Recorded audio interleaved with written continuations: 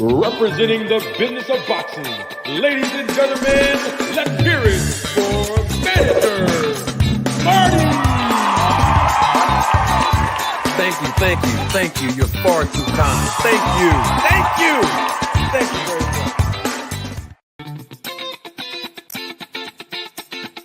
much. Representing the business of boxing, ladies and gentlemen, let's hear it for Manager Marty! Thank you. You're far too kind. Thank you very much.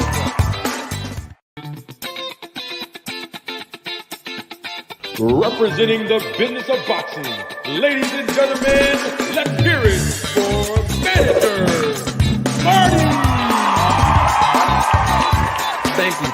Thank you. You're far too kind. Thank you very much.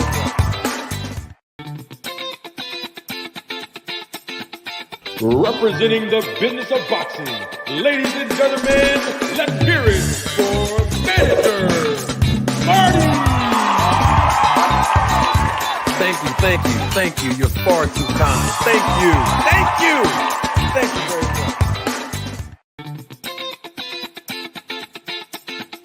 Representing the business of boxing, ladies and gentlemen, let's hear it for Manager Marty! Thank you. You're far too kind. Thank you very much. Ladies and gentlemen, members of the jury, members of the Roll the Tape film crew, welcome to a special edition, and I do mean special, of Roll the Tape podcast with Manager Marty. I am your host, Manager Marty. We have to talk about some boxing today, and we're going to talk about the business of boxing. This is what you came here for. I'm going to give you information that you probably have not heard anywhere else. So I'm glad that you are here with me today on this beautiful Saturday morning if you're on the West Coast, and Saturday afternoon if you are on the East Coast, and then brunch time if you're Central Time. I welcome each and every last one of you. Salute to everybody in the chat that's acknowledging me. I welcome you as well. I'm going to allow some more people to flow in, but I know for a fact, right, that we're going to have fun today. Whether we have a large crowd, whether we have a small crowd, whether we have a medium-sized crowd, we're going to have a good show today. And y'all know what y'all came here to talk about. It's in the title. And we're going to address everything that's in the title and some more as well. I'm trying to pin the link to the chat just in case. Let me reframe that. I'm trying to pin the link to the top of the chat in case anyone want to join in live and live in color. I want to welcome each and every last one of you that are watching the replay of this live. I welcome you as well. Feel free to provide feedback in the comment section below. Anybody can come up here and join the panel. And when I say anybody, I'm being open to everyone, but at the same time, please be a fan of boxing. It's okay to be a fan of a fighter, of course. We all are a fan of either a particular fighter or all fighters in general, right? So it's cool, but as long as you're a boxing fan. In other words, don't be a troll. Don't be someone who don't like to talk about boxing. Don't be someone who really don't have any legitimate points. You just want to talk to disrespect and demean people. We don't do that here, you know. But at the same time, we got to deal with what's real. And that's what we deal here. That's what we deal with here. I'm going to talk like it's 1,000 people live and live in color. Just want y'all to know how I do things. I don't base what I do and how I do it here on YouTube on the amount of views that I get during a live broadcast. If the live through YouTube tell me If there's 8 people here, I'm gonna perform to the best of my abilities if it was 1,008 people here. You understand what I'm saying? I'm gonna give y'all everything I got, and I'm gonna give you what you want. See, I'm gonna give you both. I'm gonna give you everything I got, and I'm gonna give you what you want. And you want education and entertainment, and that's exactly what I'm going to give you. I see a lot of people talking in the chat right now. I'm going to address those issues. You best believe I am. Yeah. You best believe I am. Definitely going to address some of the things that people are saying in the chat right now, because you know why I'm addressing it? It ties into what we're going to discuss. Okay, just want to give y'all what's on the menu real quick, and then we're going right into the show. So what's on the menu today? We're going to talk about 2 fights in particular that occurred last night on the Jake Paul card, including the Jake Paul fight. I want to know what y'all think about his performance last night. I want to also discuss what y'all think about the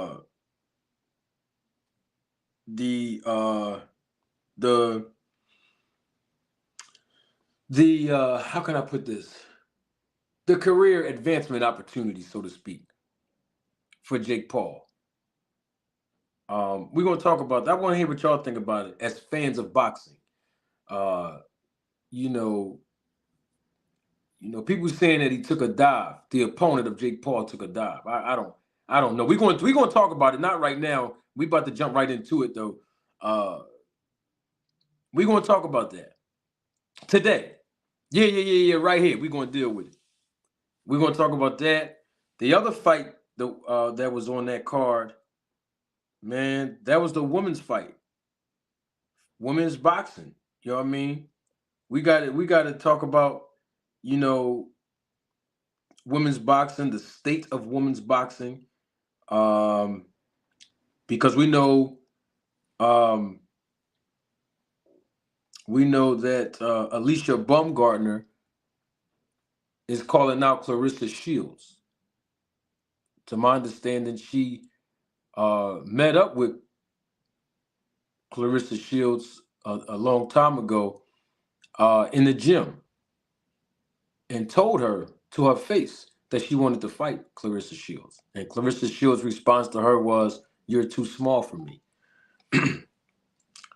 I wasn't at the gym when that happened. I'm just only repeating what we all heard through social media when Alicia Baumgartner did her, I don't know if it was YouTube or Instagram or what, but it was like a 30-second or 60-second, clip of her telling the story of when she encountered Clarissa Shields. And I didn't produce a video on that. I don't think it's necessary for me to produce a video on that in particular. But it's still, about the state of women's boxing. And so I want to talk about that because last night, an upset occurred. Last night. Shadeja Green and Franchon Cruz, they fought last night, and the betting odds were basically stacked against Miss Cruz. And she went in there and she basically won by unanimous decision against Shadeja Green. And Shadeja Green is also a really good fighter. And very athletic, former basketball player. And I'm not saying nobody was giving Miss Cruz a chance as far as like boxing fans in general, but the betting odds were definitely stacked against her because, Shadeja Green undefeated. You know what I mean? 13 wins with 11 knockouts. You know what I mean? So everybody that understands boxing and understand how matchmaking work, basically had Shadeja winning this fight before the fight took place. Uh, but once again, we're going to deal with a little bit of that.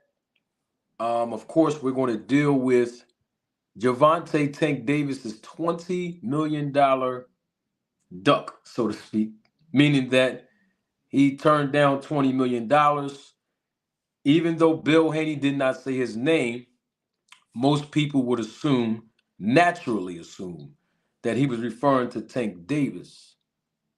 Bill Haney, the father and trainer of Devin Haney. And so we're going to deal with that. And I wanted to clarify a few things up because people are talking about pay-per-view buys, and they only did the fight between, what's my man name? Regis Prograis and Devin only did 50,000 pay-per-view buys. We're going to deal with that.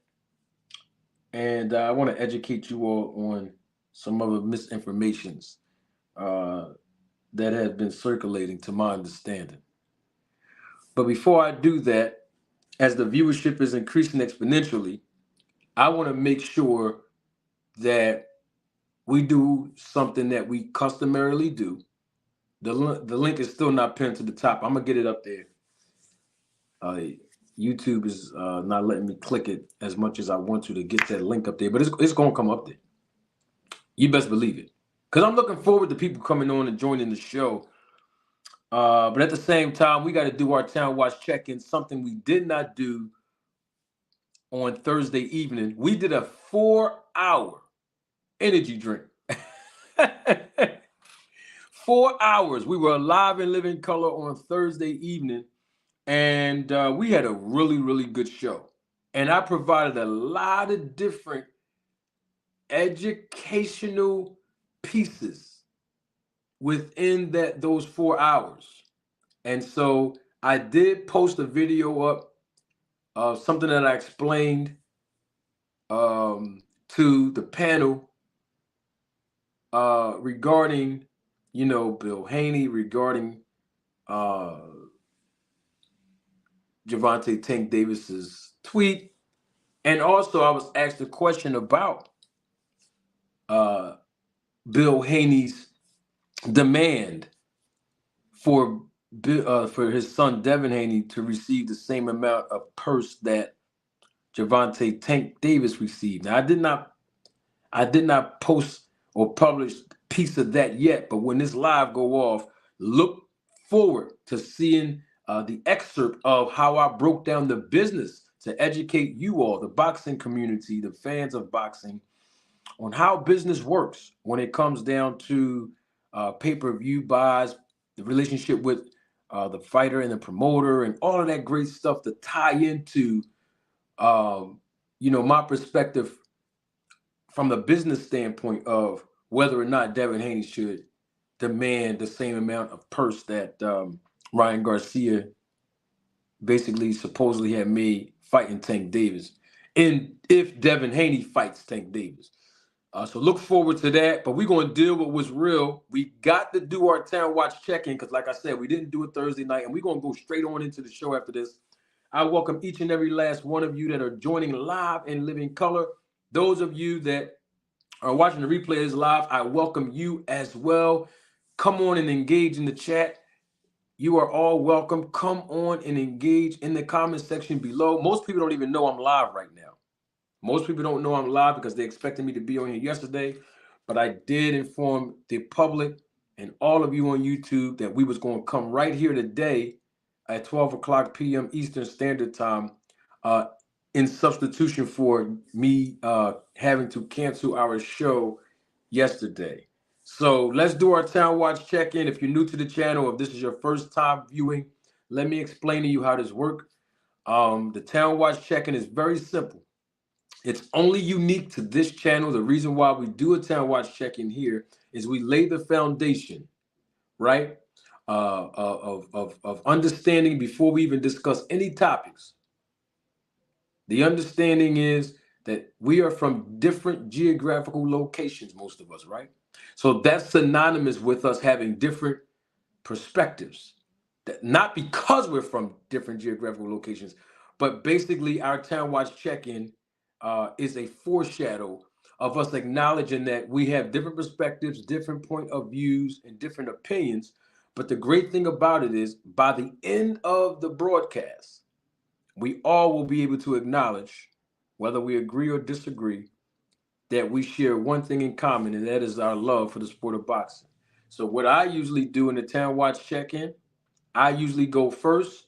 I check in with my city, state, island, and or country publicly. I will allow everyone that engages in the chat or want to engage in the chat to do the same. I will publicly acknowledge your geographical location publicly, and then that is our Town Watch check-in. Y'all ready? All right, great. Let's move right along. Y'all know I'm representing the DFW area by way of Arlington, Texas, Mansfield section, to be exact, Tarrant County, stand up, all the state of Texas, stand all the way up. But of course, I have to honor the residents of Arlington. Salute to the neighbors. And also my other neighbors from my hometown of the great city of Philadelphia. No, I'm not talking about where the Mississippi burning happened, which was the city of Philadelphia in the state of Mississippi. No, no, no, no, no, no. I'm talking about the great city of Philadelphia in the state of Pennsylvania. So Philly, y'all know how we do. Stand up to all the neighbors out there in Philly as well. That was my check-in. Where you from? Y'all know I need you all to check in because this is our icebreaker and this improves the energy level from me to you. And guess what else happens? When the Town Watch check-in is right, the viewership start increasing exponentially. I welcome each and every last one of you. If you haven't subscribed to the channel, please feel free to do so right now. All you got to do is click on subscribe and then click on all. That way you'll receive all the notifications of all the content we produce and publish here. Also, please smash the like button, as everybody always tell you to do in the chat. Click on the like button. All right, let YouTube push this content so the education and the entertainment value that I produce will reverberate all across the world. All right, every city, state, island, and or country will be acknowledged in the chat. So it does not matter if you want to put where you're from and or if you want to put where you reside today. I'm gonna publicly acknowledge it. We got to check in so we can get moving on with the show. Let's see who we got in here. Let's see who we got. Let's see. South Bronx, South Bronx, South Bronx, South. Listen, BX or B next. South Bronx is in the house. I see you. Ooh, Philly is also in the building. Let's go. Come on, y'all. Let's check on in. I see a couple of y'all in the chat. I need you all to check on in. The City of Champions is in the building. East St. Louis, I see you. Bodymore is in the building. Now, the reason why they call it Bodymore, and guess what, y'all? I just found this out like 2 weeks ago. I mean, I was watching something, and then I was watching a documentary, and I forgot what the name of the documentary was. Damn, I was watching a documentary, and somebody on there was representing law enforcement, and they was talking about how the people of Baltimore, Maryland, call Baltimore, Maryland, Bodymore Murderland, or Bodymore Murderland, basically Baltimore, Maryland. Sort of like what Philadelphia, Pennsylvania do. They say Philadelphia, Pennsylvania. Yeah, something like that. And I saw somebody in the chat say Bodymore in the building. But they're talking about Baltimore in the building, the actual city of Gervonta Tank Davis. Who else we got in here? Let's check on in. Who else we got? That's it? Oh, wait a minute. Sometimes, right, you can hear when the wind is blowing. Sometimes you can feel when the wind is blowing. but you can't see when the wind is blowing. What am I talking about? I'm talking about the windy city of Chi-Town. Chicago just checked in, and I see my guy. Oh, my guy. Double salute to him. KQKC Boxing Network in the building. Thanks for kicking it with your boy right here on Saturday. You know I usually don't come on Saturday, but I missed yesterday, KQ, and now we're here today. Double salute to my guy Andre in the chat. Ohio is also in the building. Let's go. Yup, I got you that whole boy. That's what I was trying to say, but I didn't want to say the K word. So I just said Pennsylvania. It was really Philadelphia, Pennsylvania. I didn't want to say the K word. But somebody in the chat basically just, he's from Philly, so he knew what I was trying to say. I just didn't want to say the K word. But anyway, we got Pittsburgh, Pennsylvania in the building. Come on, y'all. Let's check in. Let's check in. North Carolina is also in the building. I see you. Let's check on in.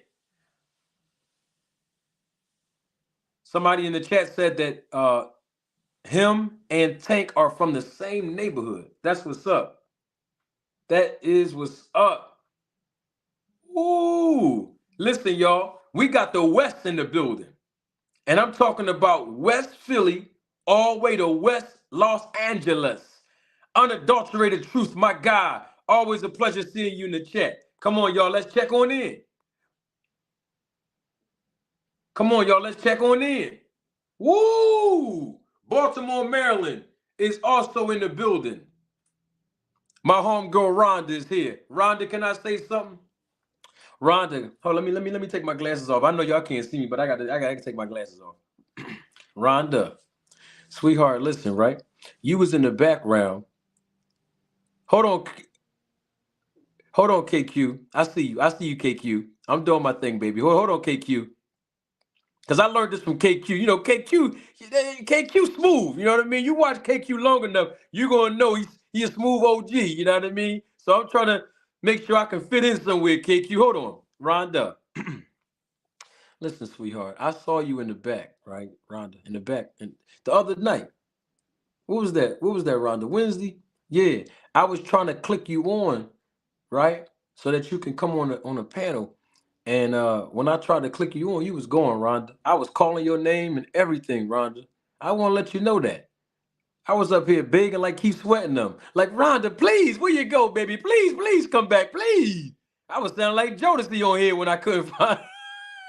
I was sounding like Casey and JoJo on here.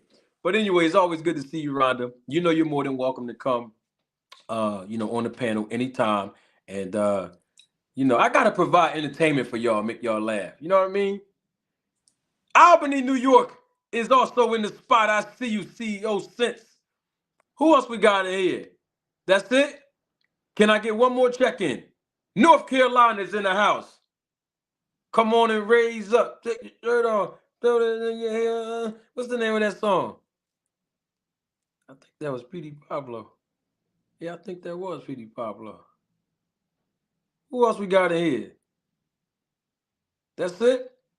Can I get one more check-in? Rhonda cracking up in the chat, y'all. Can I get one more check-in, and I promise we're gonna move on with the show. One more, just one more. That's it. We don't have any more check-ins. That's all good. Hey, Rhonda, did you check in? Yeah, Rhonda checked in. She checked in. Yeah, that was. What did I say? Did I say P.D. Pablo? Yep, I did say P.D. Pablo. Did I say P.D.? Yeah, I did say P.D. Pablo. Come on, bro. You ain't from no Wakanda. Hey, Benzo, tell the people where you from, Benzo. It was on Wakanda. You ain't from Wakanda, man. All right, thank you, Jarnell. Appreciate it. I'm just happy because it's Saturday. You know what I mean? It's Saturday. We chilling. You know what I mean? Y'all here with me. Tyler, Texas, in the building. My guy, Josh. I see. Woo-wee. Electric is back. I ain't seen you in a while, Electric Agitator. Representing Las Vegas. Salute. All right, look, we about to check in. I know you laughing at this 20 million offer. We're going to talk about it. Let me get this off real quick so y'all know I show my face. Y'all know what I do. I show mine. Some people scared to show their face. I ain't scared. Y'all, listen, I show face. I'm not going to do a lot. It's got to be something very I ain't gonna say drastic. I have to be very busy. Let me put it like that. If I can't show my face, but I still want to produce some education and entertainment for you all. But most of the time, I like to show my face. You know what I mean? The Kegi, double salute, my guy in the building. All right, look, right? I got my man, I think that whole boy that's from Philly, he's in the back, right? Hey, hold on for a minute. I have to address something that's very, very important. Because one thing about Manager Marty that you all recognize by now is I always try to educate you all when there's misinformation being produced, right? Now, I'm gonna keep it 100 with y'all. All right. I got a call on something. Nobody gave me no names, so I don't know who. And to me, it don't matter, right? Because it's all about you all, the boxing community, whether you're a content creator or not, getting the information, the right information. I got a call. Somebody asked me, and this is today. This is not even yesterday. This is like literally about, I want to say like an hour and a half or something ago. Well, anyway, or an hour ago, something. I got a phone call. Somebody asked me. They said, Marty, is it true that boxers owe the promoter money back if the promoter guarantee a specific amount of money to be compensated for the fighter to receive, and the boxing event doesn't produce or generate, I guess, the proposed numbers? And that's what I was asked. And I said, well, excuse me, is somebody in boxing telling people this? So the person told me that a content creator said that and didn't tell me who the content creator was. I never asked because to me, it don't matter who it was. But what it is I said, well, let me clarify it. I then told a friend of mine who called me and asked me that question what I'm about to tell y'all publicly, because I want to make sure we all are on the same page. And the thing about it is this: it don't matter who the content creator was, whether they like me or not, as long as the information that we produce on YouTube is accurate. And I think I am qualified as a manager in the business, right, to be able to inform you all of what the right proper information is so that you won't be misinformed, right? So now let me give it to you like this. There are so many similarities between the boxing business and the music business with regards to entertainment. I want to be clear on that when I say that. With regards to entertainment, right? The business of entertainment in general, right? But I wanted to be able to provide this aspect so that you know that there are also a lot of differences. And this is one of them here. So in the music business, and I know the music business well as well, because I had a little background in music. I ain't gonna go into that. But my point is, in the music business, though, right? Let's say a record exec, right, or an executive of a label, come to an artist and say, "Listen, we want to provide you with an advance of $500,000, right? And these are your expenses to be able to produce an album so that we can generate sales so that we can recoup our initial investment first and then obviously a profit." And let's say that, I'm just using as an example, the artists go gold. And I'm using older terms because, of course, technology has evolved and they do 360 deals now. But my point is, I'm just using this for reference so you understand the differences between that aspect of the music business and boxing. And let's say the record goes gold. Okay, that's $250,000 of excuse me, not dollars, 250,000 sales. I saw the word dollars over here in my little paper that I wrote. But 250,000 sales, right? That's gold. but now let's say that generated $400,000. Just using it as an example, just so y'all can understand. That's not in real life. It don't work like that in real life, the numbers itself. But I'm just saying 250,000 sales is equivalent to gold. That's basically the gold plaque you receive for selling. You went gold. Your record went gold, right? But that generated $400,000 in sales. So because the executives and the label provided a $500,000 advance to the artists, well, obviously they were not able to recoup the $500,000 because with the sales it generated $400,000, right? So basically, the artist is in $100,000 in debt to the label, right? Because the label were not able to recoup the advance. But that's not how it works in the business of boxing. So let's just use this. I'm just using these numbers as just for references to clarify the misinformation. And I don't think the misinformation that was produced could have been out of malice, whoever the content creator was. I think it was because maybe they don't understand. So now it's my job here to provide that understanding.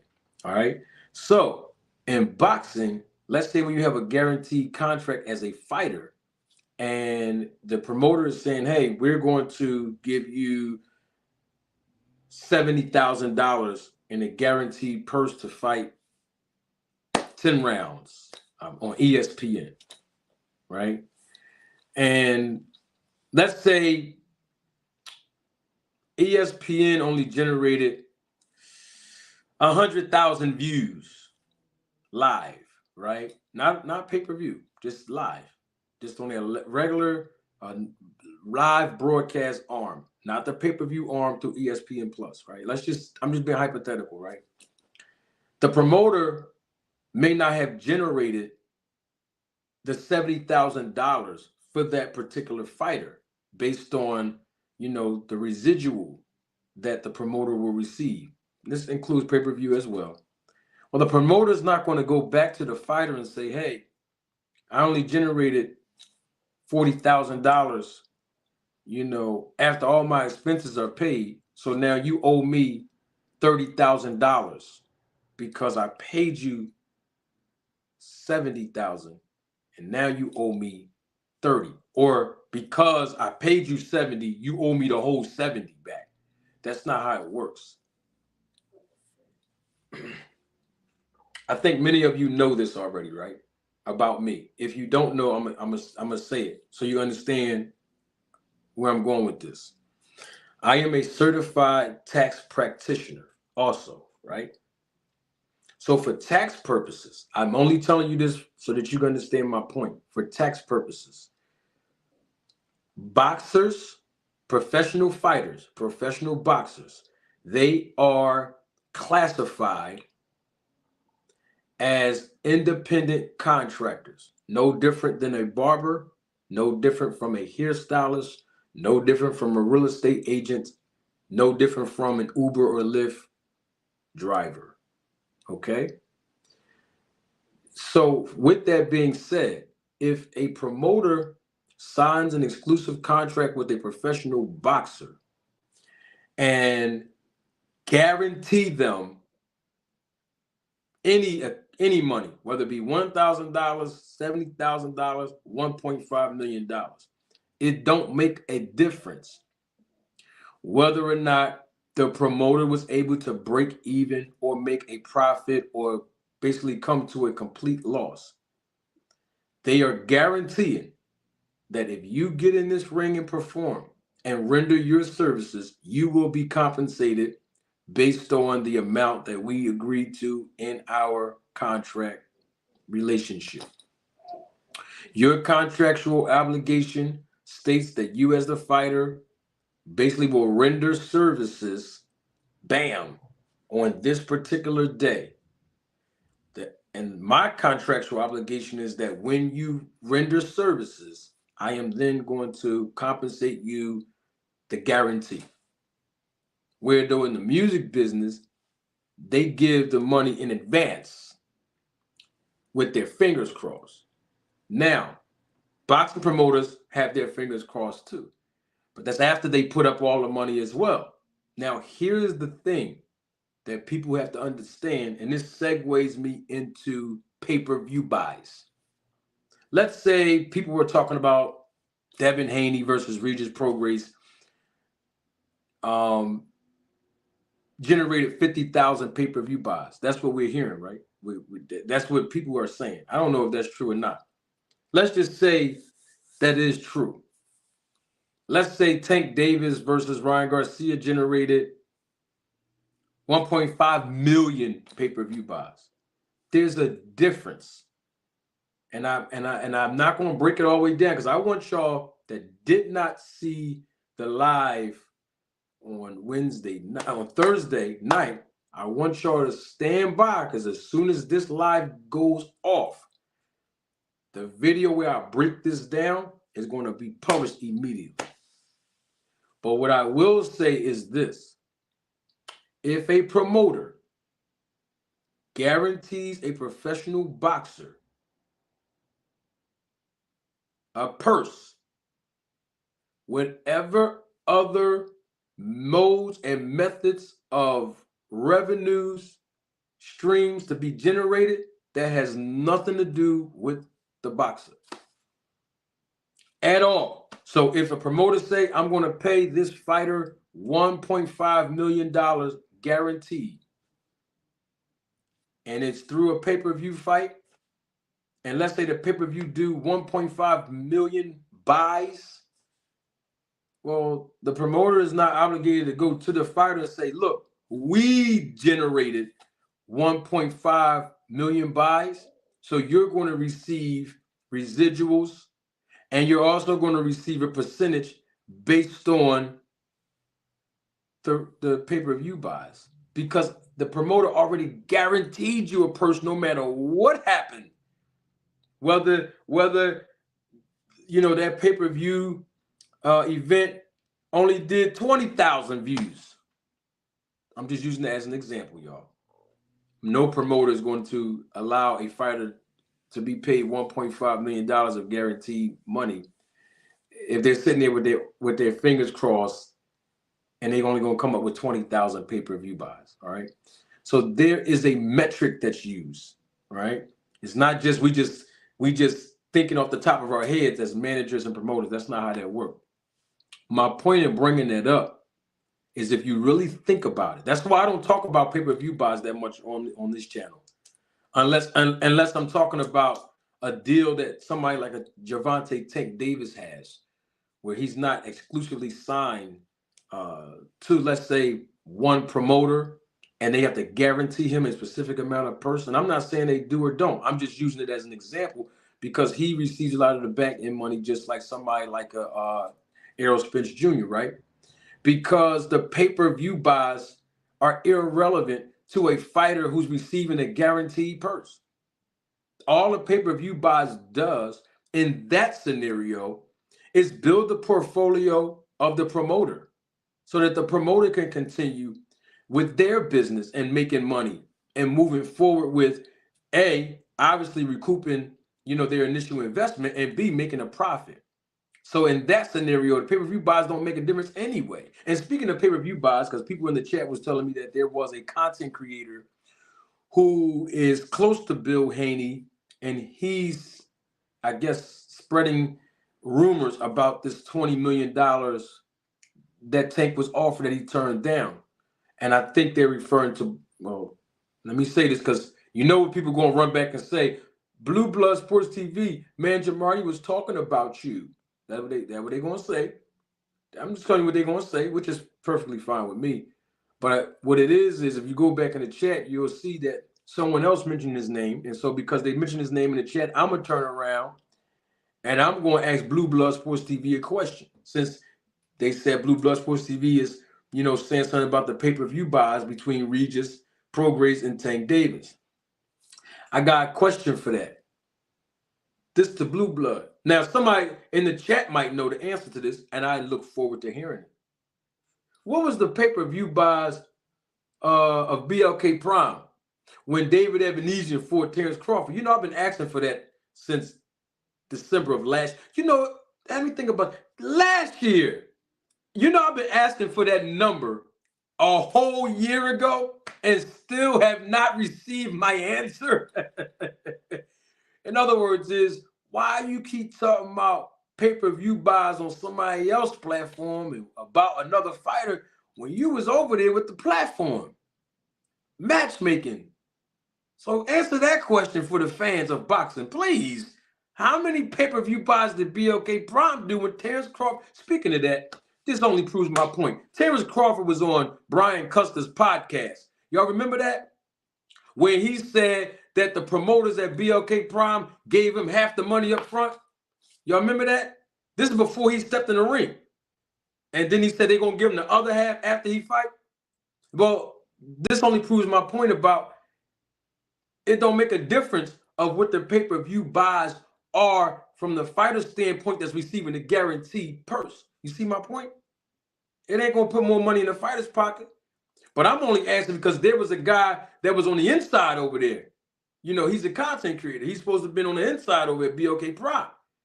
So I figured he would know the answer. I figured Blue Blood would know how many pay-per-view buys, that BLK Prime generate when Terrence Crawford fought David Ebenezer. I mean, since everybody talking about everybody else pay-per-view buy, I just figured, we've been asking that question for a year. I figured we get the answer at least by now.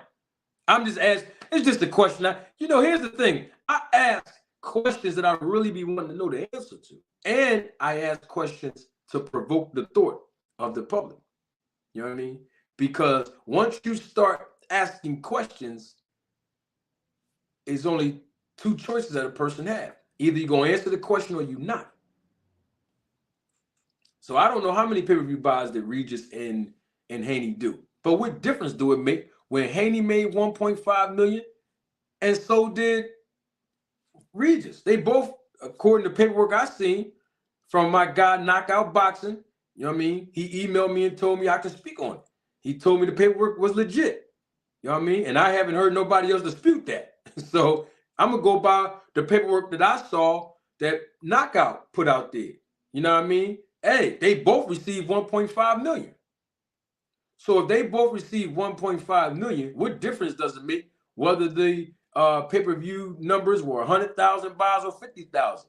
We know it wasn't no million, but it don't make a difference because Eddie Hearn and Matchroom, you know what I mean, in the zone, they going to divvy that money up. That ain't got nothing to do with the fighter because they received a guaranteed purse.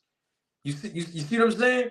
See, I try to educate the people here, but we got so many people that jump on YouTube that be misinforming the public. And I'm not talking about the content creators I'm cool with because the ones I'm cool with, they speak facts. They put everything in chronological order.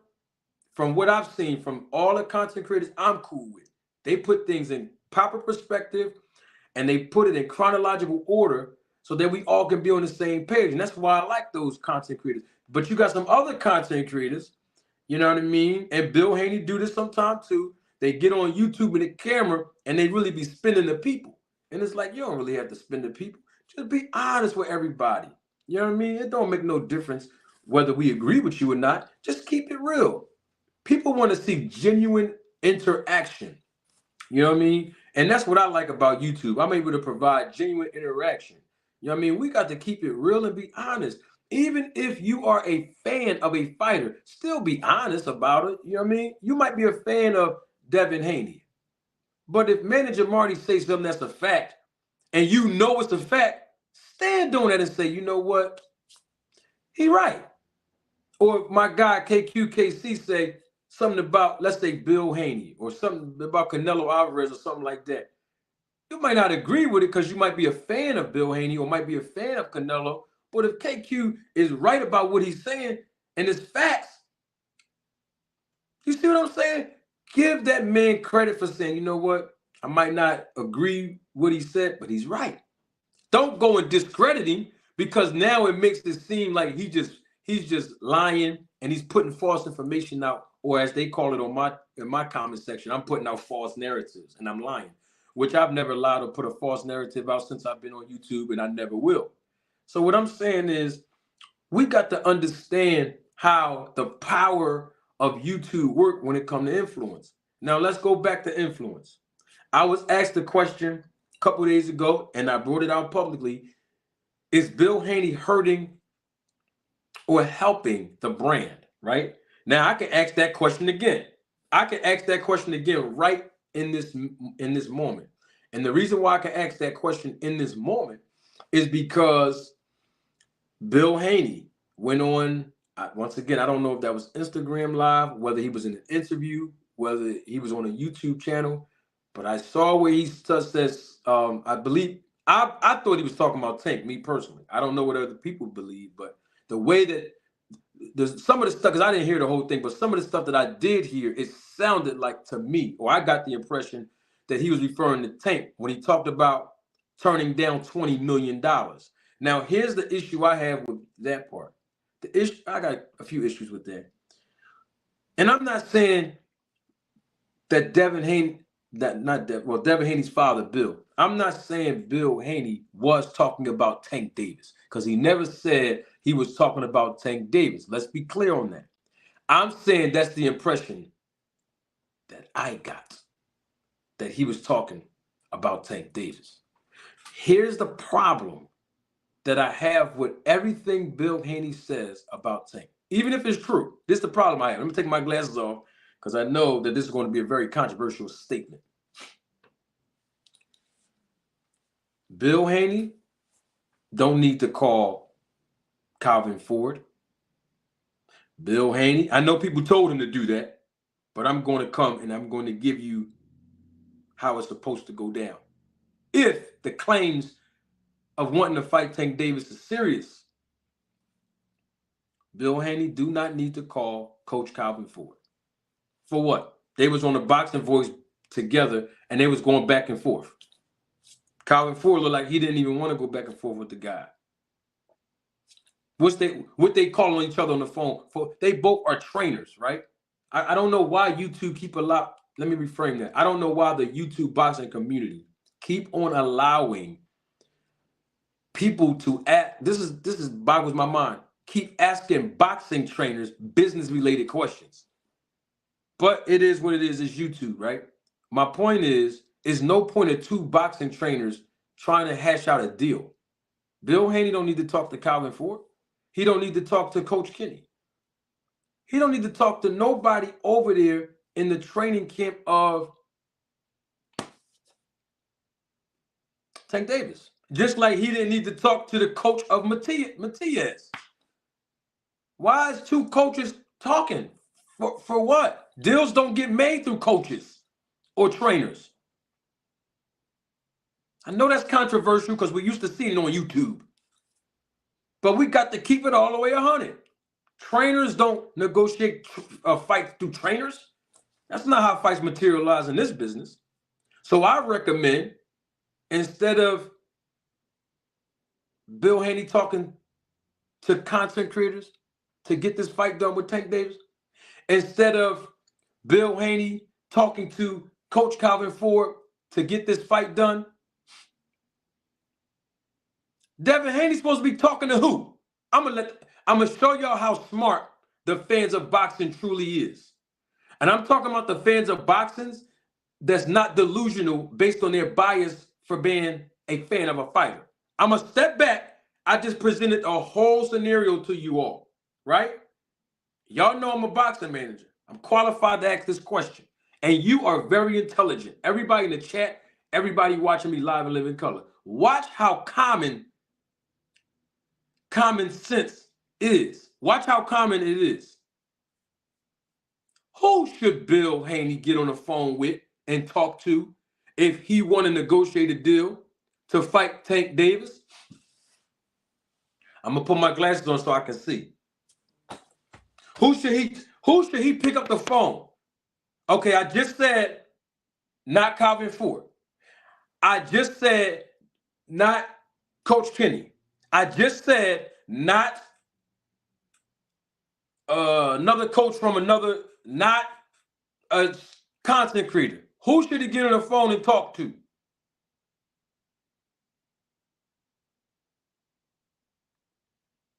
I see one person that answered the question in the chat, and you're absolutely correct. Absolutely correct. Put it on your screen. This is how we're going to settle this argument right now.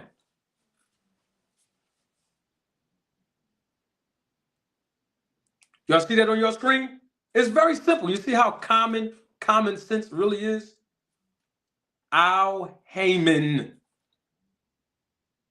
When Bill Haney get on social media and honestly say, I just got off the phone with Al Heyman because I represent DHP or I represent my son. When he tell us social media that, then I'll say, you know what? We got to fight, y'all. Something's going to brew out of this. A fight might materialize between Devin and Tank Davis.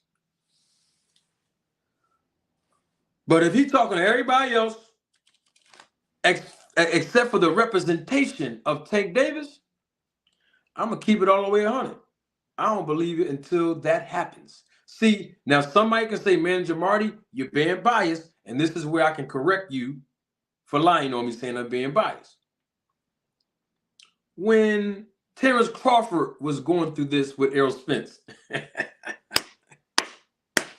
remember, I'm the guy that told Terrence Crawford what he needed to do. Y'all remember that? And I built my YouTube channel off of this principle and this principle alone as a manager. Good representation in this business is priceless. You see that? See, I'm all about representation. That's why I'm the manager, to represent the interests of the fighters. So if you're not going to communicate with Tank's representation, then what are we talking about? Deals don't get made through social media. Deals don't get made between two trainers. Now, I'm not saying that they do have a conversation that is not going to influence the fighters themselves, but it ain't gonna put no money in nobody's pockets. I'll tell you that. It's not going to get a network. When the last time you seen a network sit at the table without the manager and promoter, and they sitting a network executive sitting at the table with the trainer of this fighter, the trainer of that fighter, no promoter around, no manager around. Where they do that at?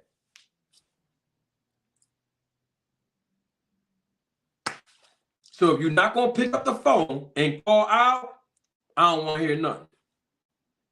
And guess what? Terrence Crawford, he picked up the phone and and guess what? He had several conversations with Al Heyman. Y'all see my point? And that's what he said on IG Live, which we all know was not a lie. It was true. It was true that Terrence Crawford, when he said that was true.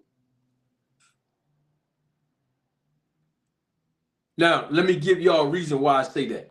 Now, this is for all the boxers out there that's listening to me, and this is to all of you that want to learn the business. Let's just hypothetically say that Bill Haney get on the phone and call, let's say, Calvin Ford. And he say, Calvin Ford, I want my son to fight Tank. And Calvin Ford says, yeah, all right, that's cool. We want to fight y'all too. Let's say Tank Davis agreed to the fight, right? I'm just using Tank Davis and Devin as an example because I want to give y'all a perspective of this.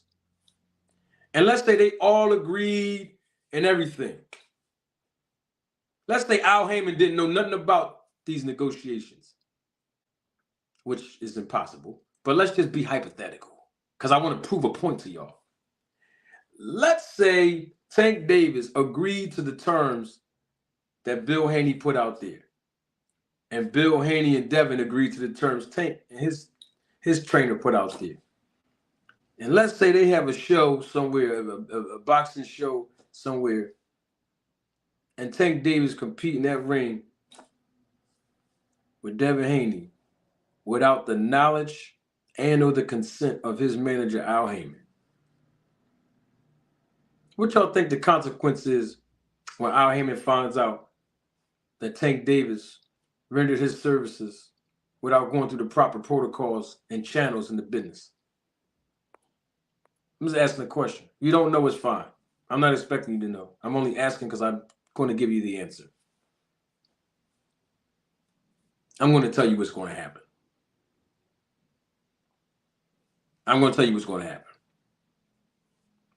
And I can tell you what's going to happen because this happens in boxing. It almost happened to me from a professional standpoint. Let me tell you what's going to happen to that fighter.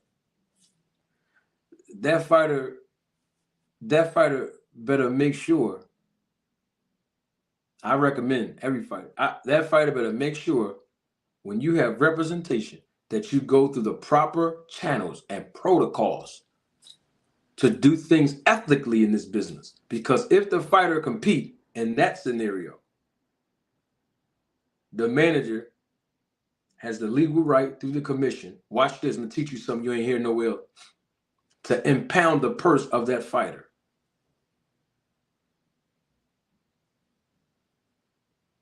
Let me give you an example, a real life example. You remember that situation happened with Ivan Redcatch with BOK Prime over there? Y'all remember that, right? Okay, y'all remember that. What about that situation that happened with Hank Lundy and BOK Prime? Remember they both was going to fight Adrian Broner? Y'all remember that, right? That was the beginning of this year, 2023. Y'all remember that, right? Okay. I rest my case then. There's the evidence right there. What I'm saying has happened. Ivan Redcatch agreed to terms with BLK Prime to fight Adrian Broner.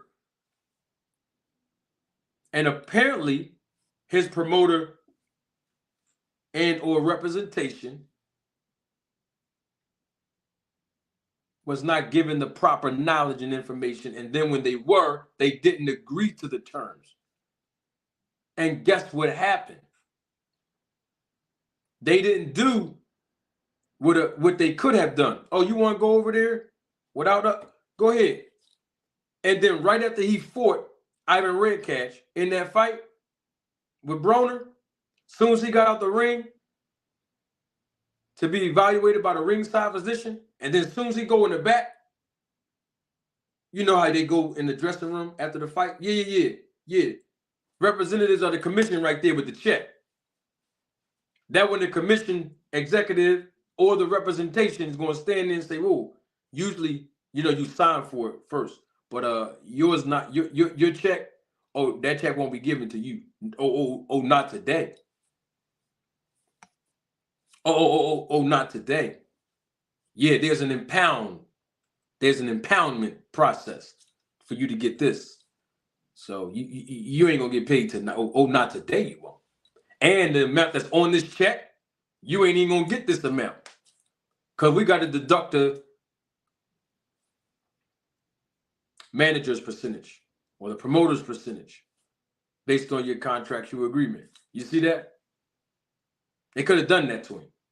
But they took the other approach of, no, you're not fighting on that card at all. You see, y'all see where I'm going with this, right? Y'all understand my point, right? So what I'm saying is, because we know the business of boxing, what's the point of doing all of this extra stuff when all you gotta do is get on the phone and call Al Heyman?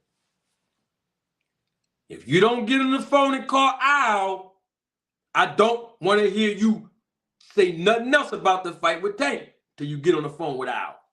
I don't want to hear it. I don't. If you don't know Al Heyman's phone number, you better call Sam Watson.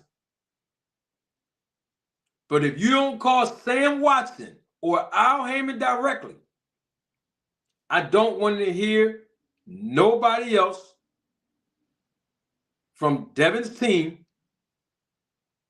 go through social media, go through Tank's coach, go through this person, go through that person, go through nobody else that can't push no buttons to make this thing happen.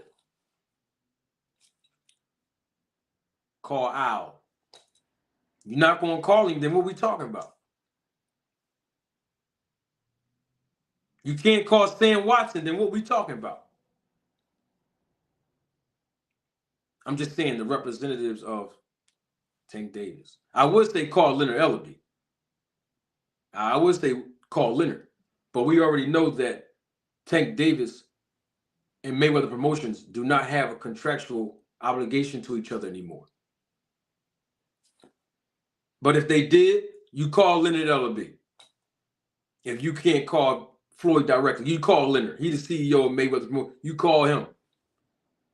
The CEO of Heyman Sports, you call him.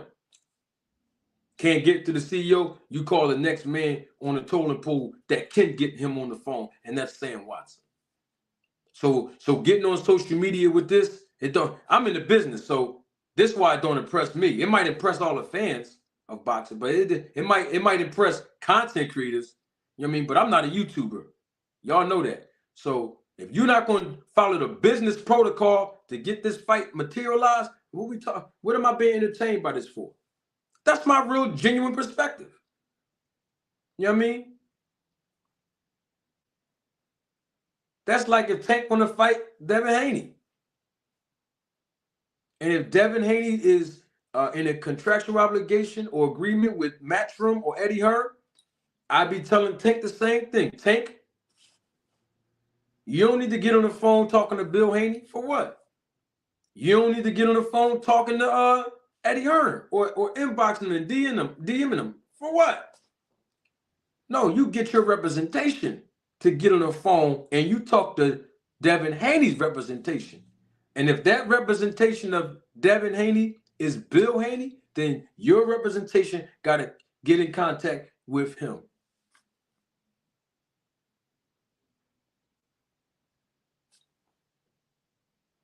It's simple. But see, here's the thing, though. Let me answer that, Black Greatness.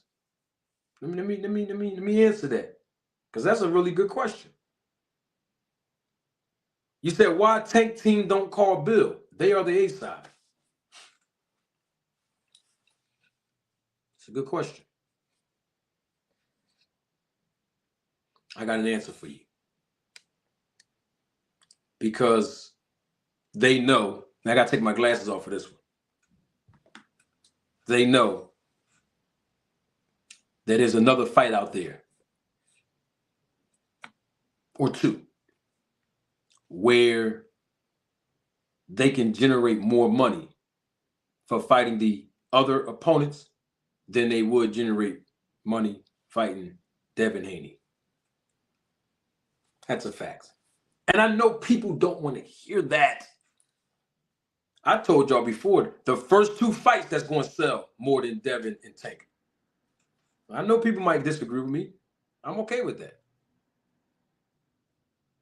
Isaac Cruz 2. That's a fact. And Teofimo Lopez. Now, somebody going to say, well, Manager Marty, you don't have any proof. You're right. But go on Tank Davis's box rec. You tell me the last time you've seen him fight an African-American fighter and generate that kind of money. That's all I'm asking. You do that. And when you do that, let me know. And I will stand corrected. Salute to you, Brian King. I see you.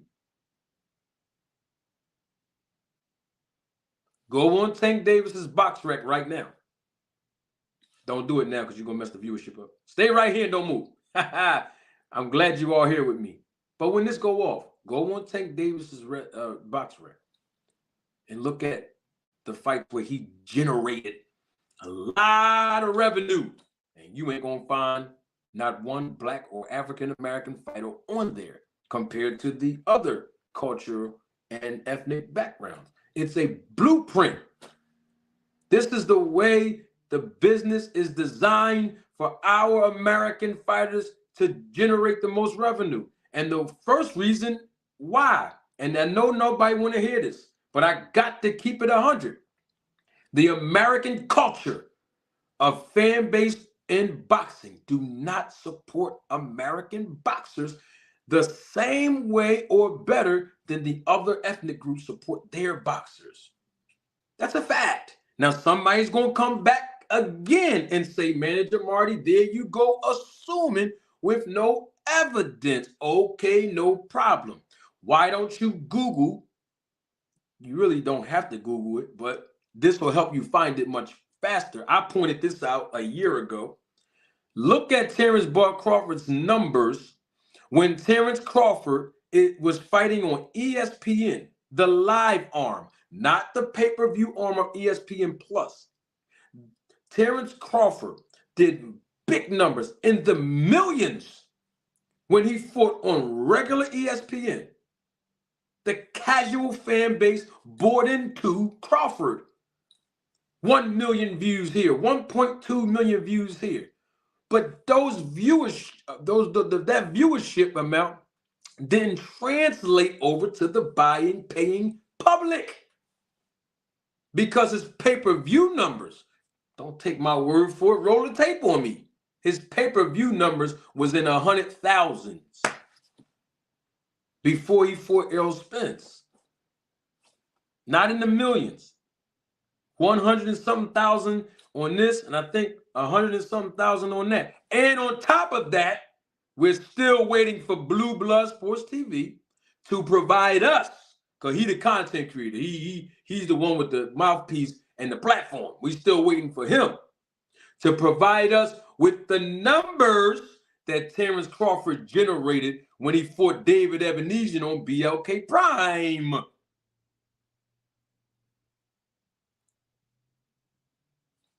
In other words, Tank Davis is interested in big money fights, and he should be. Let's put my glasses on so we can all talk about this. You, as the general boxing community, you wouldn't want to get paid less working somewhere else. This is a natural thing that we all deal with in corporate America. Let's talk about it. If I was making $15 an hour working at Walmart, and Walmart called me and said, Manager Marty, we appreciate your services and your contribution, but we have to lay you off. We're downsizing. And I say, it's beyond my control. Okay.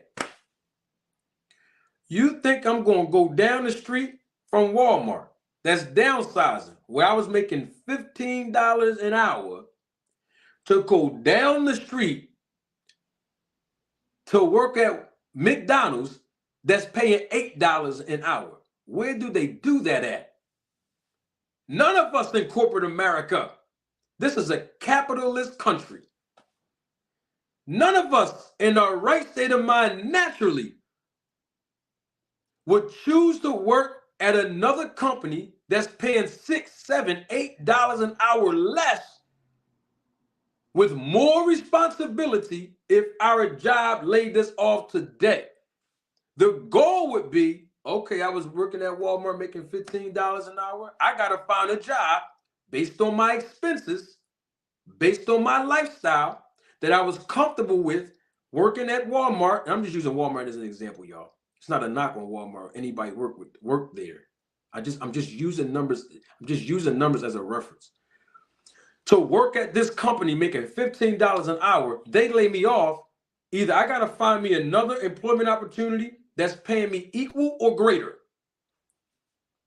So in other words why would Tank Davis, who wants the big money fights, say, all right, I just made X amount of millions of dollars fighting Ryan Garcia, and then they offer me this for this fighter, and then they offer me Devin for that fighter? Now I'm going to go ahead and take this fighter that's offering me more. Now somebody else is going to come back and say, Manager Marty, there you go capping again. Manager Marty, there you go being biased again, which I'm not being biased, but okay. Now here's my proof, and I'm going to use the words of Bill Haney to prove it. Come on over here, Bill. Let me talk to you for a minute, Bill. Tell the people again what you said, Mr. Haney. When you was negotiating with Matias, remember you was on Boxing Voice and you were talking to his coach? What did you say you said? Or whatever was supposed to be said was Matias Kemp said $4 million. We want $4 million to fight Tank Davis, right? To my understanding, Bill Haney came right back and said, $4 million? How much y'all making y'all last fight? Matias Kemp allegedly said Matias made $250,000 in his last fight. Guess what Bill's natural response is, which it should have been, which was right. Wait a minute, you're asking for $4 million and you only generated $250,000 in your last fight? So if that principle was accepted by y'all, when Bill said it, how come when I'm saying it is not, how come the rules don't apply when I say it? I'm saying the same thing Bill said. But I'm using Tank Davis as a substitution for Devin in that scenario, and I'm using Devin as a substitution for Matias in that same scenario. It's very simple. You see? Because watch this. Let's say Tank Davis say, you want to fight me, Dev? Let's go. Now it's time for our teams to talk about the money part. Of course, you know Bill Haney is not going to ask to fight Tank Davis for no $2 million. Everybody and their mom should understand that. Everybody and their grandpop should understand that. Everybody in boxing should understand that. You see what I'm saying? What I'm basically saying is when Bill Haney negotiates with Al Heyman, guess what Bill's going to say? Man, we're going to need at least, and the millions should be in the double digits. I mean, because they said, Bill Haney said that, you know, his son should get paid the same amount that Ryan Garcia got paid, right? This is what we heard. Okay, so if Bill said that, then my expectation for Bill Haney is the minimum you can make in the double digits in the million is 10. So I expect Bill to say, we want 10 million, at least 10 million to fight Tank Davis, at least 10. Now watch this. Tank Davis's representation can come back and say, 10? I'm going to ask you the same question y'all asked Matias. How much you made in your last fight against Regis? Oh, Devin made 1.5 million, but you over here asking us for 10? It's the same principles. So what I'm saying is if y'all accepted Bill Haney saying that about Matias and them, right, the principles still apply even now. This is just simple mathematics and simple logic. You know what I mean? Now people in the chat telling me that they said Bill never even talked to Matias Camp. I don't know. But I'm just saying this was circulating around as being acceptable. So I'm gonna use it as an example. For teachable moment purposes. Why not? You know what I mean?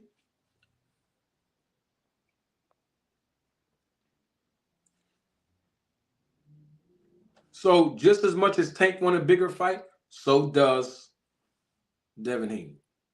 Devin Haney won a big money fight too. It's about money. This is their occupation, y'all. I know everybody want to talk about that legacy stuff. That's cool, but this is their, everybody want to get paid when they go to work. Everybody, no matter what occupation you have, you know what I mean? You're not going to want to do work for free. The Bible even speaks on it and it says, a man that don't work, don't eat. And that's not a man as far as a male species, that's human. You know what I mean? You don't go to work, you don't eat. So everybody needs to eat. So everybody got to work. These fighters want to get paid. This is their occupation. This is what they do for a living. And plus they have expenses. You know what I mean? Yeah, so when you talk that legacy, if you're already in the history books, the legacy's got to be this. Because watch how the legacy got to be the money. Because you can use the money to do what? Make investments outside of boxing. So when your career's over in boxing, your legacy continues. When you generate generational wealth. You see, that's what legacy really is about. If you want to put it in terms of boxing, it's about making a name for yourself in this business to generate the money. Nobody working for free around here, y'all. That's all I'm saying.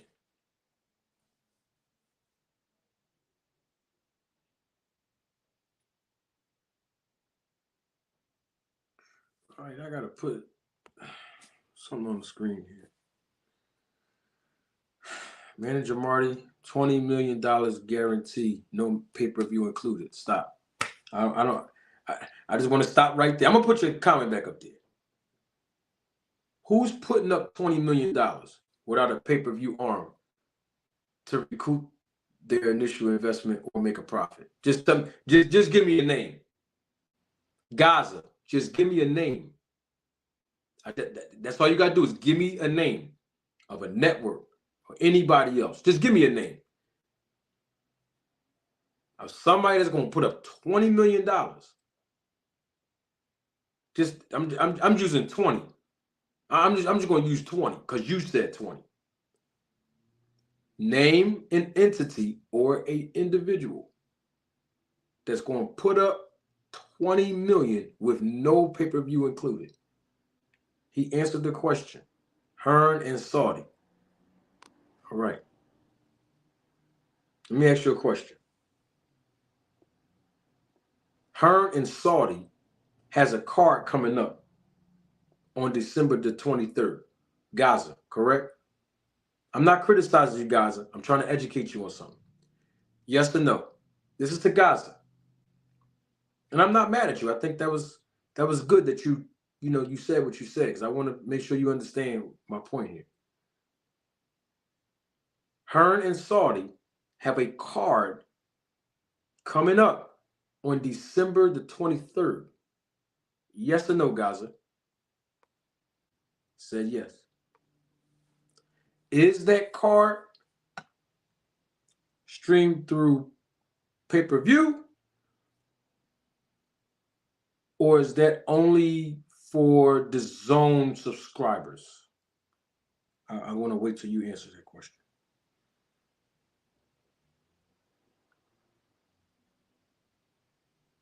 That was for Gaza, that last question for him. Not sure. Thank you for your honesty. I appreciate your honesty. I'm going to pull it up. I know the answer already, but I'm going to pull it up just in case people want to say that I'm being biased right now. I'm just going to pull it up.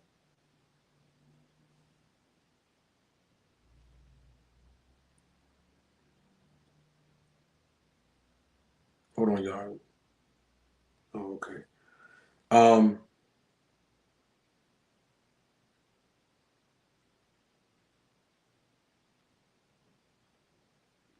I had to clear these notifications out.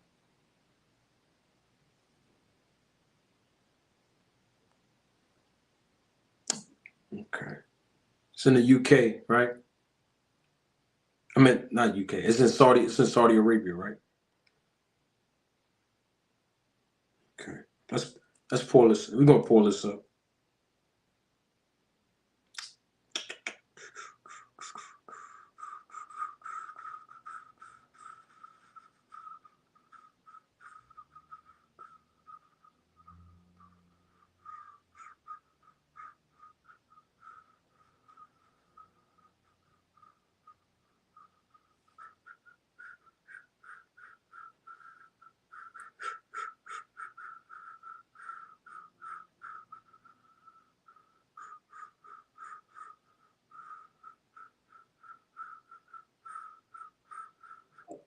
Pay-per-view, like I thought. I mean, I already knew that, but you see, I got to go through all the theatricals. Looking at my phone. You know how I'm looking down on the phone, and I have to do that, because when I start saying things and people don't agree, they're gonna come back and say I'm hating. Okay.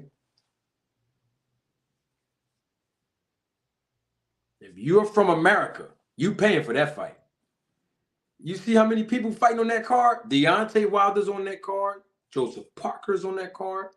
Wallen is on that card. Joshua's on that card. I believe Bibble's on that card.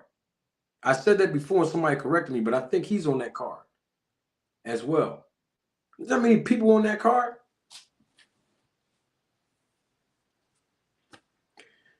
Now, I believe that they're charging $19.99 if you're in the UK, and they're charging more for people that's from either United States or Canada. I don't know if it's $40, $50, $22. I'm not exactly sure, but I can pull that up. But my point is, it's pay-per-view. Nobody's putting up $20 million for you to watch it just free. No, and I say 20 million. I mean, you just said 20 million guaranteed. So when you say 20 million guaranteed, then there's other expenses besides 20 million. You're not talking about 20 million for one fighter. You're talking 20 million in general, but then you also talking about all the other expenses. Ain't nobody putting up all that money for everything to be free. This is not how business works. You know, nobody want to lose money in business. Oh, and I got another point to prove on that, since we own all of this.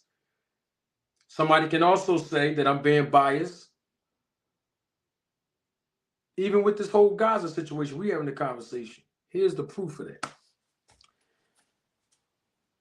If pay-per-view buys really matter, where to generate more money for the fighter, if they're in a guaranteed then why did Bob Arum say the money that he lost? He didn't say the money that Terrence Crawford lost. Let's be clear on that. He said the money that he lost promoting Terrence Crawford, that he could have took the same money or the same amount of money that he lost and went to get a mansion built in Beverly Hills or Calabasas or something he said, right? Something to that effect, right? So Terrence Crawford got his guaranteed purses, even though the promotion lost money each event, time and time again. You locked into a guaranteed contract as a professional boxer. What residuals do you receive? It's a possibility if you coming up locally, you know what I mean? They give you a small little percentage, very small percentage of the little ticket sales, you know, when you selling in small venues and stuff. You know what I'm saying? I'm just saying, you know, because we keep hearing all this misinformation. My fault, I didn't mean to put that back up there on the screen. So it's a lot of people who are involved in building that entire card. You know, remember, you know, Deontay Wilder's not signed to Eddie Hearn, is he? I don't think he's signed to Eddie Hearn. I don't think he's signed to Queensberry Promotions, Frank Warren and them. But he over there in Saudi Arabia, right? Okay. Because Deontay Wilder has representation. You know, Shelly Finkel is one of his managers. I'm just saying. It's all about having a good team in this business. Good representation is priceless. Gotta have the right team in this business. You know what I mean? Thank you, because I was waiting for somebody to be a blessing to the channel. And Many Face Publishing came through. Double salute, Many Face Publishing. Appreciate you. Many Face Publishing, thank you for your contribution and your support to the channel. Many Face Publishing says, I have a question. How do fighters get paid off of fights on free television? How is that set up? Very good question. They receive a guaranteed purse. Okay?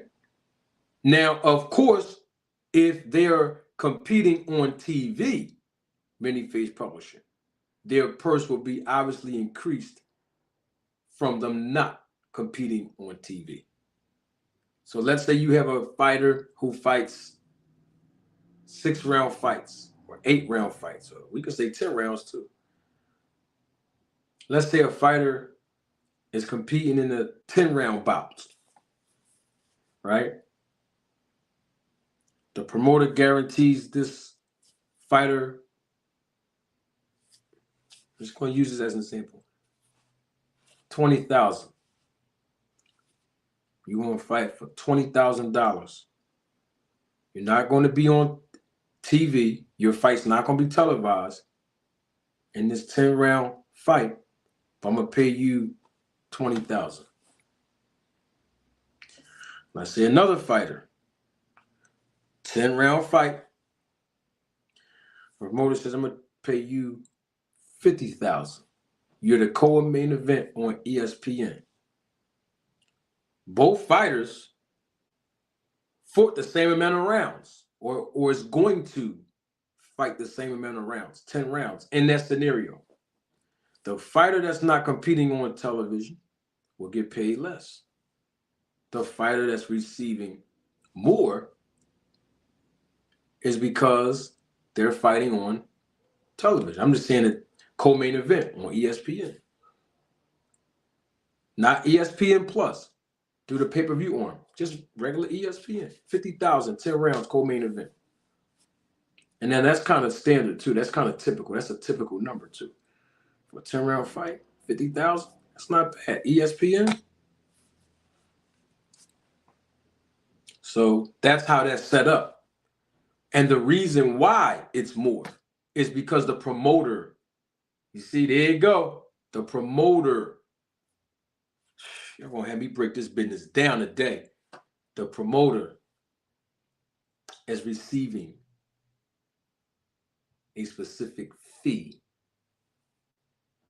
It's called a licensing fee. Okay? I'm going to break the business down. Many face publishing asks a good question. You ain't going to find us nowhere else. Glad that you're here. So, ESPN and the promoter, they're negotiating. Promoter says, I have this fighter that I promote who has a huge fan base, right? Be good content to put this fighter on your platform, right?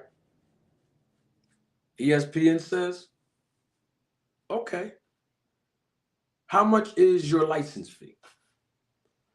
Promoter says,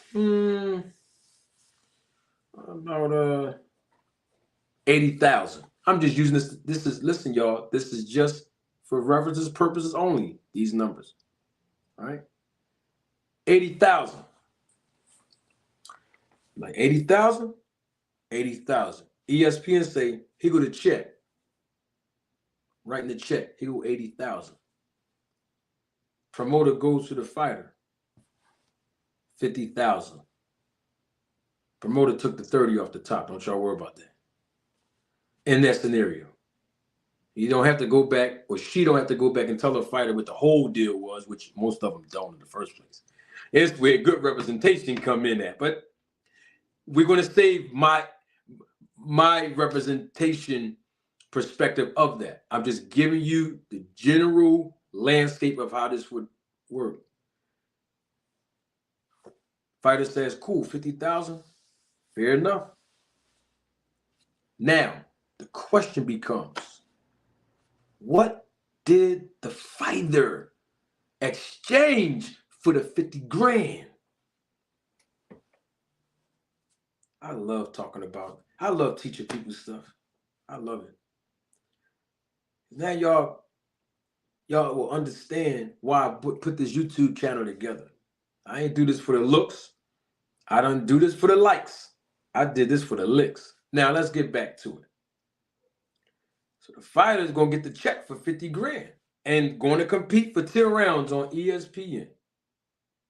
Now, that fighter exchanged something for that 50.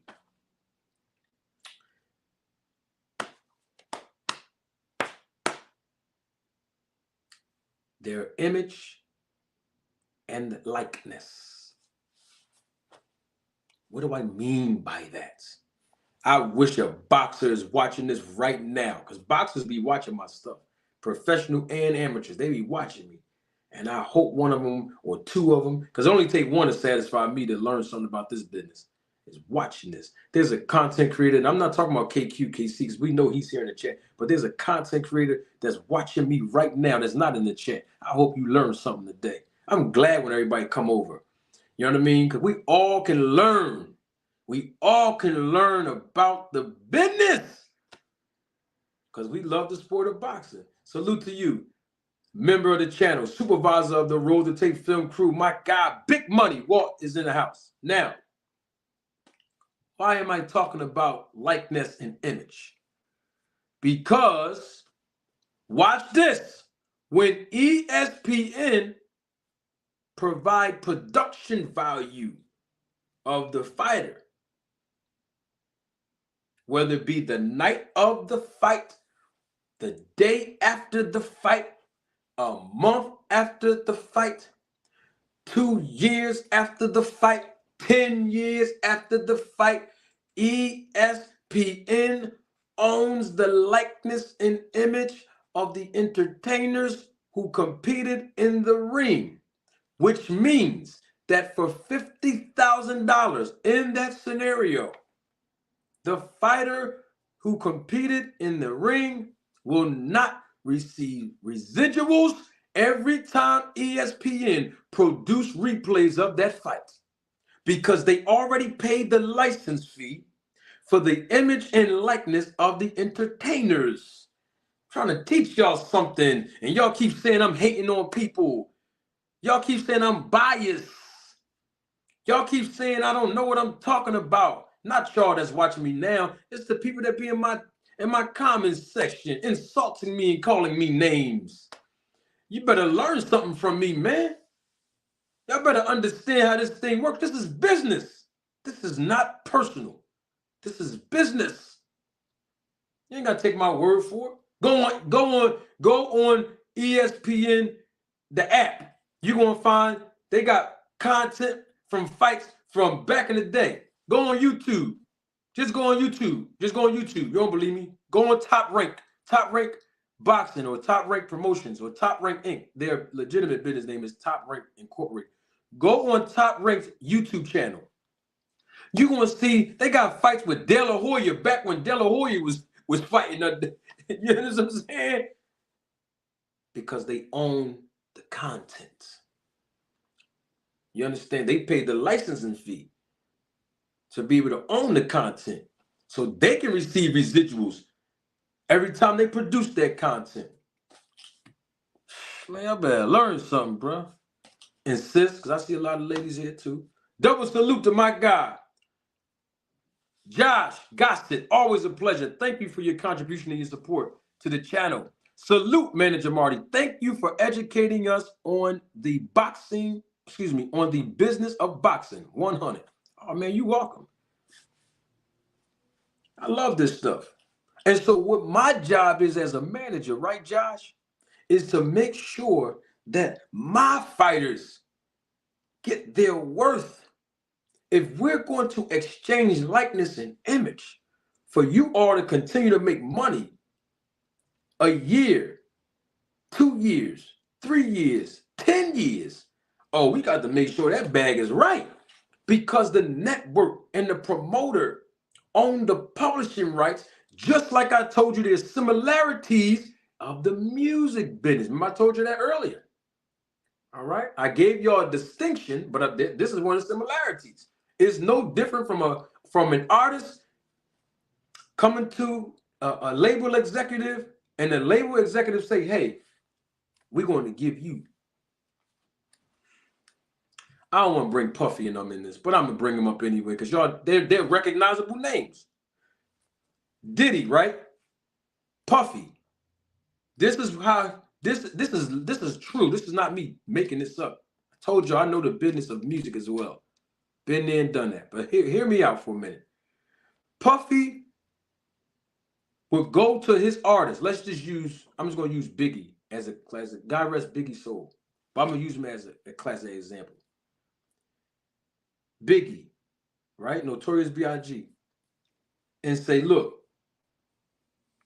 we're gonna offer you this money up front in exchange to own your publishing. Of course, none of the artists understand, how publishing works. What is publishing? What are performance rights? What are mechanical rights? What is that? Here go 50,000. So of course you put $50,000 in somebody's hand who from the street, from the hood, from the gutter, who never had that amount of money flowing through their hands at one time. It's like, whoa, 50 grand. Yeah, I want you. This is a signing bonus. This is how they put it in there. This is a signing bonus. When you sign this contract to be down with us, we're gonna give you 50 up front. That's a signing bonus. Oh, woohoo! But what they didn't realize in the paperwork was we gave you 50,000.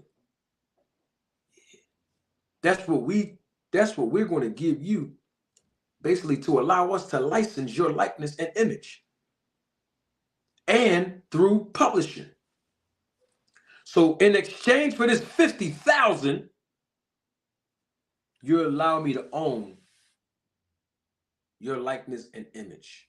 You're allowing me to own your creativity. Now you're doing all the work, but you're going to allow me to own it. So every time a radio station plays your music, every time IHOP, you ever been to IHOP? Watch how I teach y'all the business. You ever been to IHOP and you sitting there in IHOP? I'm just using IHOP as a large chain. You ever said at IHOP before and y'all heard music? Let me talk to my people that's down south. The Waffle House, you heard them playing music in there? Right? The mall, you went to the mall before you heard them playing music, right? That wasn't free. That's not free. You understand that? When you sitting at IHOP or the Waffle House eating and you hear music in the background to entertain you, that's not free. Somebody had to pay for that music to be played in there. That's not free. And guess what? Every time that payment was given so that music can be played, whoever owns the publishing rights gets paid a royalty statement check every 90 days. So let's bring it back to boxing. Now I'm going to break it all the way down to promotion now. So let's bring it down to closed circuit, because this tie into that just a tad bit. You know, you ever been to I'm trying to see. Oh, all of you ever been to a lounge or a bar that's showing the pay-per-view fights? Have you ever been there before? Any bar, any lounge, any place. Strip clubs do it too. You know, where they show the live pay-per-view of a boxing match. You know, somebody had to pay for that. You know, that's not free. That's why sometimes you get charged a cover charge when you go to Buffalo Wild Wings and places like that, because they had to pay a closed circuit fee to the promoter to be able to legally produce that content. That's another revenue streaming opportunity for the promoter to make money. Just so you know that. And guess what? The fighter don't get none of that. How about that? Teach y'all about the business now. Oh, thank you, Original American. Hooters. I didn't know Hooters. I only been in Hooters one time. I didn't know Hooters played the fights. That's what's up. So Hooters, classic example. Hooters. You see what I'm saying? Buffalo Wild Wings, Hooters. Trying to remember who else be showing pay-per-view Jones. I don't do the large chains, Applebee's and stuff like that. Yeah. Some of them be playing. Yeah, that's not free. A bar, a lounge, a movie theater, right? Some of y'all don't understand. Y'all been in the movie theaters watching live pay-per-view fights before, right? If you haven't, some, not all, but some pay-per-view fights be in the movie theater. When Canelo fought Triple G, that second time, that was in the movie theaters. Who else was in the movie theaters? Deontay Wilder and Tyson Fury, the first fight, movie theater, because that's where I seen that fight at. I was out of town, on business, out of town. Yeah. Yup. And I was with a couple of friends of mine. Yeah, to me, it just don't look right. 3 or 4 grown men sitting in one hotel room watching the fight. It just don't look right. No, I was cool. Well, it was a suite, though. It was a suite. It was a hotel suite, but we was like, man, we can go to the movie theater in this neighborhood. We weren't from that city or state. You know what I mean? But my point is, man, I watched that Tyson Fury and Wilder. That movie theater was packed. They were still playing movies in other, you know what I mean, in other sections but it was certain, theaters inside of the, yeah. Oh, I didn't even know Spencer Mikey Garcia was in the movie. But my point is, that's not free. Somebody had to pay a licensing fee to be able to do that. And it's called really closed circuit. Somebody got to pay for that. The movie theater can't just air that for free. It ain't free. That's why they charge you an extra charge to be able to watch that. Because they had to put something out. You know what I mean? So what I'm basically saying is, this is how this thing works. I can go on. And ancillary rights, I can go and break that down. But I'm not going to go deep in the business of boxing. But what I'm saying is, this is how it works. Now I'm going to give y'all one more jewel, but somebody got to cash at me for this one. Somebody got to cash at me. This is about the fighters now. This is about the fighters. When I talk about licensing, if somebody cash at me, I don't care if it's $1.99. I'm about to give y'all something that you ain't never heard on YouTube or nowhere else. It's about when the fighters, you see how the fighters be having those marketing logos on their boxing trunks? Cash at me. I'm gonna tell you how that works. Huh? When we talk about guaranteed contracts with promoters, you know how you have exclusive promotional deals with a promoter? Yeah. Cash at me and watch how I break this down for you real quick. Anybody. Cash app your boy. Yeah, I'm asking for cash. So what? You know why? Because what we talking about? Boxing, right? It's not free. That's all I'm telling you. It ain't free. Having a YouTube channel is not free. Everybody already know that. But cash at me and watch how I break this down. This will blow your mind. All right, super chat me then. You don't want to cash at me? That's cool. Somebody super chat me real quick. Somebody cash at me real quick. I'm gonna give you this too. Anybody? Yeah. See, this is occupation. You can't get mad at me. This is my occupation, right? Double salute, Many Face Publishing. Again, for that $1.99. Thank you for your contribution. Many Face Publishing says that's why they call promoters. Promoters promote fights. That's right. Now I'm gonna break this down to you. My man sent me $1.99. Now I'm gonna tell y'all like this. Okay, this how it is. This how it is. Now, everybody's contract is not like this, but most of them are. I said most of them are. This is a secret right here. But it's business. It ain't nothing. It is what it is, business. You ain't gonna get it nowhere else. Okay. Most fighters, not all of them, a lot of them, they're signed to guaranteed contracts with promoters, meaning they have an exclusive deal with this promoter. This is their actual promoter. Did you know that some of the language in the contract, can y'all hear me? Hey, this ain't for everybody. This ain't for everybody. Let me take my glasses off on this. It's going to blow your mind on this one. Did you know that most of the language in the contract, right, where the fighter has an exclusive deal with the promoter, you know some of the language is favorable to the promoter, even down to them wearing advertisements on their trunks. Do you know the promoter gets a percentage of that as well? Did y'all know that? I'm gonna let that process for a second. That's why I'm speaking low. I want that to process. Did y'all know that?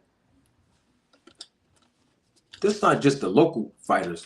These are the big time fighters too. Did y'all know that? Remember, I told y'all in the beginning of this that there are certain similarities of the music business and the boxing business. Remember, I told y'all that?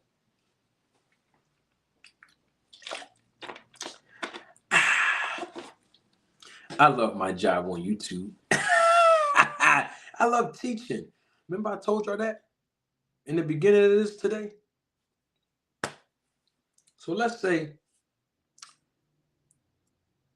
a company comes to a fighter and say, hey, we'll give you $5,000 to be able to advertise and market our logo on your boxing trunks.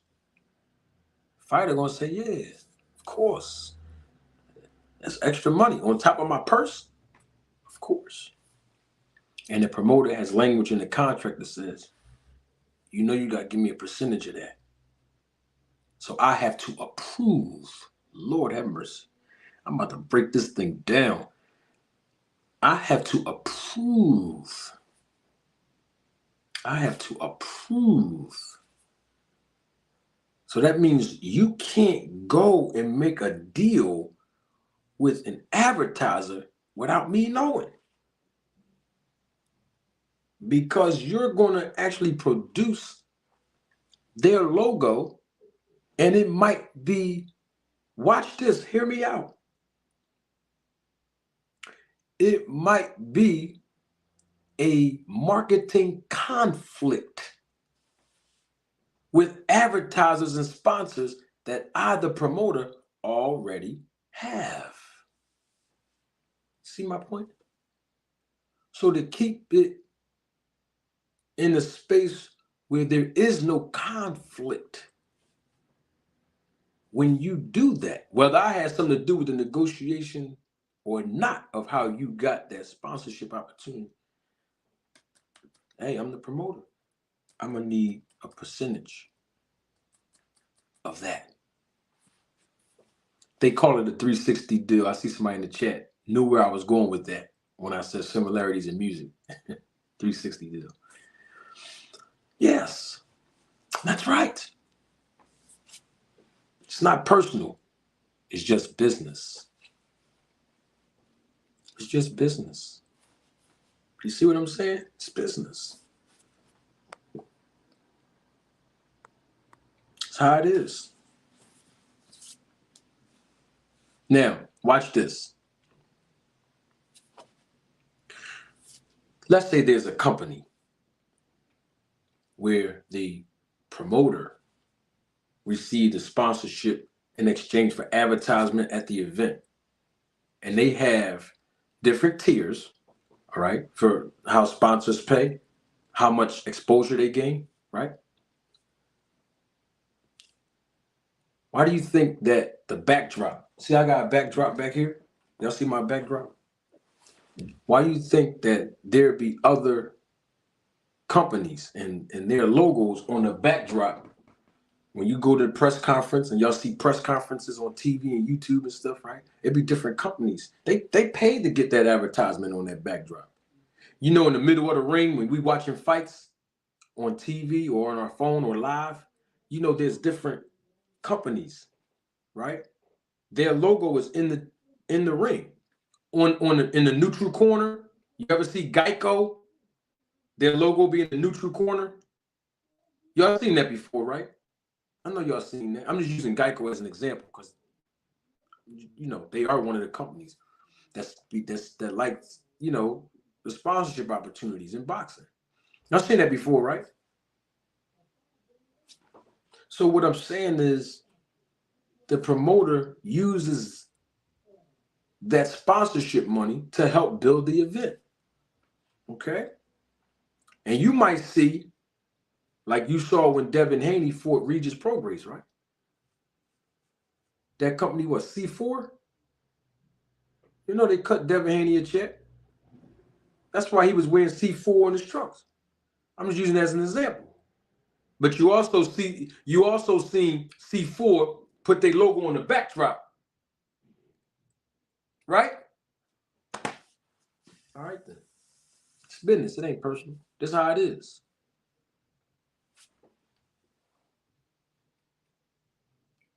That's why most of the fighters that I manage? Most of them. Not all, because sometimes it's necessary for certain fighters to get signed to a promoter.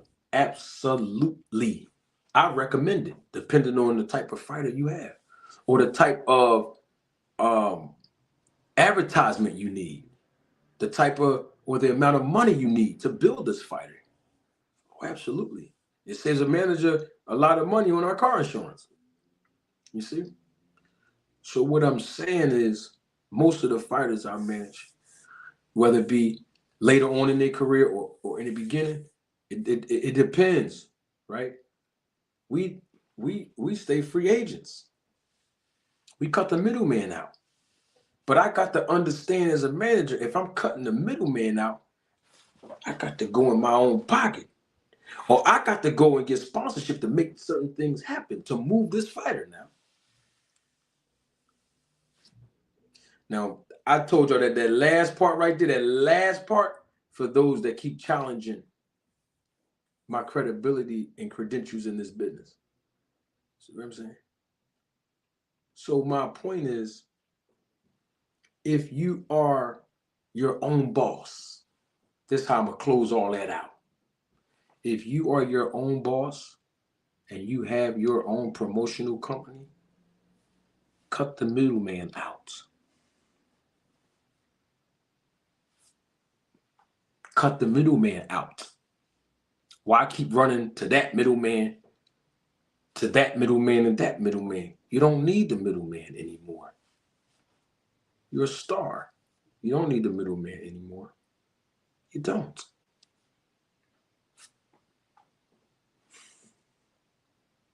So when I hear people say, oh, this person's a good businesswoman, this person's a good businessman. If you in the business to lose money and you keep losing money, you're not a good business person. If you're not making a profit, you're not a good business person. That's facts in any business, in any industry. How many partnerships do you need if you're able to get your own? But when you get your own, you got to really put the work in.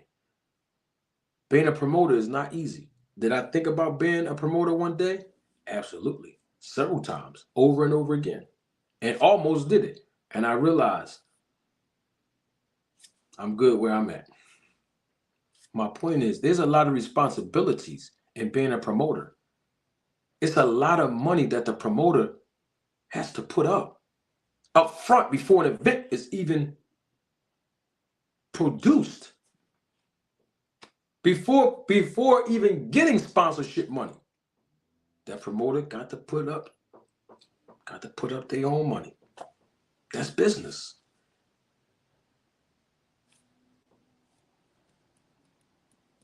So we got to understand how this works so that when Manager Marty starts saying certain things, whether you agree or disagree, or whether you understand it or not, give me the respect that you give other people that don't know this business.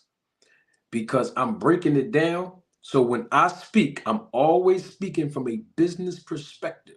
That's why this channel is unique for the business of boxing. Okay? That's how this thing works. It's business. You think that they run free ads on commercials during the Super Bowl? They got to pay for that. You better believe they got to pay. And I'm talking millions to multi-million dollars for a 30-second commercial. Because all eyes is on that Super Bowl. That's how it is. It's business. It's not personal. But cut the middleman out, though. Cut the middleman out. I don't want to keep hearing people say that they're their own boss. I don't want to hear it. If you're not doing own boss moves, don't speak on that. Speak on something else. Because when you do that, it makes the boxing community, the fans of boxing, be misinformed. And then when the fans of boxing come on this channel and then I break down the business, or if I say something without breaking down the business after it, people will say, you hating Manager Marty. So it becomes counterintuitive. So what I'm saying is, don't speak on that. It's not important whether somebody's their own boss or not. That's not important. Why is that important? You sign to a promoter, you are not your own boss. And that is a fact. And I've been saying that since the Terrence Crawford and Errol Spence debacle. Remember when Terrence Crawford went on IG Live? Go on my channel and see. I've been consistent about everything I said since day one. Just go on my channel when this goes off in a minute. And look at when Terrence Crawford did that IG Live. I had 3 parts to it. I broke down every word he said, 3 parts. I think in part 2, could have been part 1, but I know in part 1 or 2, I said about Terrence Crawford when he says, I'm my own boss. Errol Spence ain't his own boss. He ain't no boss. And the whole time, Errol Spence owned Man Down Promotions. The whole time, Errol Spence wasn't locked into a guaranteed contract with a promoter. The whole time, Terrence Crawford was locked into a contract with a promoter with Top Rank. The whole time, Terrence Crawford didn't have a promotion company and still don't. And I told y'all that before, but half of y'all didn't listen. That's cool. Right? And so, but I told Terrence Crawford through YouTube, go back and watch that video, them videos, 3 parts of his IG Live. The thumbnail I want you to go see, Terrence Crawford faces in it, and it says, I'm my own boss. This was last year, last November, 2022, right? And I told Terrence Crawford through YouTube, you can't keep screaming your own boss. You were signed to a promoter getting a guaranteed purse. And a percentage of your purse was going to Bob. Rightfully so.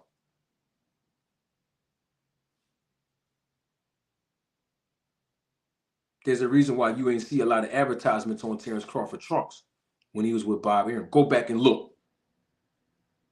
Go back and look. Before the Shawn Porter fight, go back and look. I spoke on that on this channel last year. Now, back to my point about being the own boss thing. And I told Crawford, he got representation. That's something that you don't have. You're criticizing Errol Spence for having Al Heyman as his representative, a successful businessman, but you have no representation.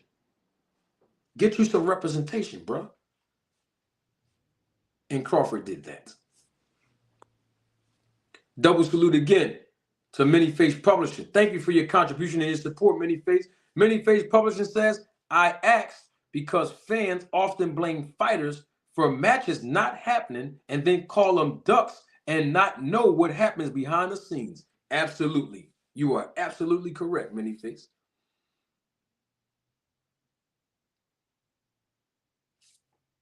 And that's true. That is facts. That's why I don't like when people are misinforming the public. Because if you misinform the public with your narrative through YouTube and social media, it sounds like a fighter is just ducking you, when all actuality, the boxing fans, naturally speaking, don't understand the business of boxing. They don't know all the nuances behind the scenes. You might know, but you out there keep on trying to put this narrative out there because you're putting the narrative out there to influence those that don't know the business. And that's not right. And I don't like that. I don't think that's cool. And that's why I come right back here on this channel, whether my audience is small, medium, and large in size at the time, and I put the real information out there. And I appreciate y'all for listening to me, you know what I mean, because you're learning. But this how it is. Don't say nobody better not say they're their own boss. And they got a middleman cutting through their bread because you're losing money. When you're your own boss, you look for opportunities not to lose money and gain money. Sometimes you need partnerships. We all need partnerships. We all need professional relationships with people. You can't do nothing in life without having a relationship with somebody. So we need partnership. That's not what I'm talking about. But at some point now, take the training wheels off. If you're going to talk like you riding a bike without training wheels, if that's how you talking, then that's how you gotta walk it. You can't be riding a bike with training wheels talking about, look what I'm doing over here. I'm popping willies and anything. Okay, great. I'm glad to hear that. Now take them training wheels off though, so that you can really be independent. Pop them willies and you be like, yeah. And then this is what you do. When you pop the willie, don't brag about it and have pride. You show other people behind you how to do it the right way so that they can pop willies too. But don't snub your nose at people and look down at everybody else just because you got the opportunity to be independent. Humble yourself. That's my message for today.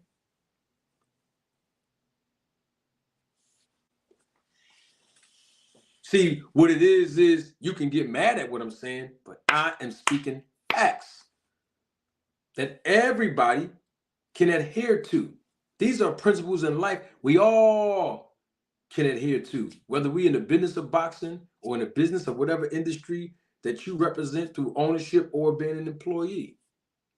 It's the same thing. We need partnerships. But if you have a partnership, please stop saying you're your own boss. Don't say that. Because then now you putting people down. And I want to give you this last piece of why I said that. And then we can roll out of this joint. Because I want to show y'all something real quick of the fights that's going to happen tonight on Showtime's last broadcast of before Showtime Sports closed their doors. Tonight, they have a card tonight. I want to just show y'all a few things on that, and then we can go. But I'm going to tell you why I said that. Bill Haney made a comment, and I heard him with my own ears. He said, my son is the youngest boss in boxing. And he's done A, B, and C better or more than Floyd Mayweather. And it's like, we don't have to put nobody else down. But not only that, though, it's okay to be a young boss. Most people that want to be entrepreneurs, they strive to be bosses, whether they're young or old or middle age. But the point is, you're not speaking from a place of humility when you say that. So humble yourself, please, because it don't sound appealing to people who know the business of boxing. It sounds appealing to people that don't know the business, but it sounds arrogant to those of us that represent the business of boxing. Because you're saying that you're your own boss and Devin's the youngest boss, and I'm great with that. I'm actually glad to hear that. But at the same time, though, get the middleman out of the picture so y'all can stop losing money and start gaining more money that you could potentially earn. So that when you do get a chance to call Sam Watson or Al Heyman, you can use that as leverage at the negotiation table. And the principle that I just gave to Bill Haney is the same principle that I gave to Terrence Crawford. It's the same principle that I gave to Mike Williams Sr. It's the same principle I'll give to anybody else. When it comes to the business, I'm not talking about nothing personal, no beef, none of that other YouTube stuff. I'm talking about the business of boxing. I had to just throw that in there. I wanted to show y'all something, and then we can roll out of this joint. And I say joint because people from Philly know what that word means. Now, this fight right here that's coming up, the main event tonight, David Morrell Jr. against Agbiko. Now, when you look at their records down, I want to show y'all something about the business of boxing. That's why I'm posting this stuff up. And to salute Showtime, this is their last card. And I think we all should support it if we can. Because it's a great card. I mean, the card is a really, really good card. But I want to show y'all something that quickly captured my attention. Because remember, I look at things from a managerial perspective when I'm looking at, cards and height, weight, experience in the ring, how many rounds did they fight, what are their stances. That's my job as a manager. So one of the things that intrigued me, which I already knew already, but I want to show y'all so y'all can see how good of a card this is too. I mean, Egbiko is 28-2 with 22 knockouts. He has over 130 plus rounds that he fought in that ring. And I believe that Morrell only fought about 40 rounds in a professional fight. That's why his record is 9-0 with 8 knockouts, if I'm not mistaken. Yeah. You see what I'm saying? But check this out, though, right? Look at the reach. Show you how the promotion is going into a certain direction for these fighters. Look at the reach. The young man is 9-0 with 8 knockouts. He got a 1-inch height advantage over Egbiko. Look at the reach, though. A 4-inch reach advantage. And look at his stance. This is what I want to show you. Show you how promotion works. He's a southpaw. Look at Egbiko's stance. Orthodox. Right? And he's 25 and Egbiko is 31. So y'all see the direction that the promotion is going into. But the thing about it that makes this a good card and interesting is that Egbiko got power. And we've never seen Morrell get in there with somebody who have legitimate knockout power. You know what I mean? So the promotion put a good card together. You got a southpaw versus an orthodox, young versus seasoned as a veteran. Title eliminator right here, man. They're going to get this thing on. And actually, I think he's the WBA or he's the interim, I believe, Morrell. Don't take my word on that one. But I know this one has title implications to it. Now, I'm going to show y'all something else. Watch this. Chris Colbert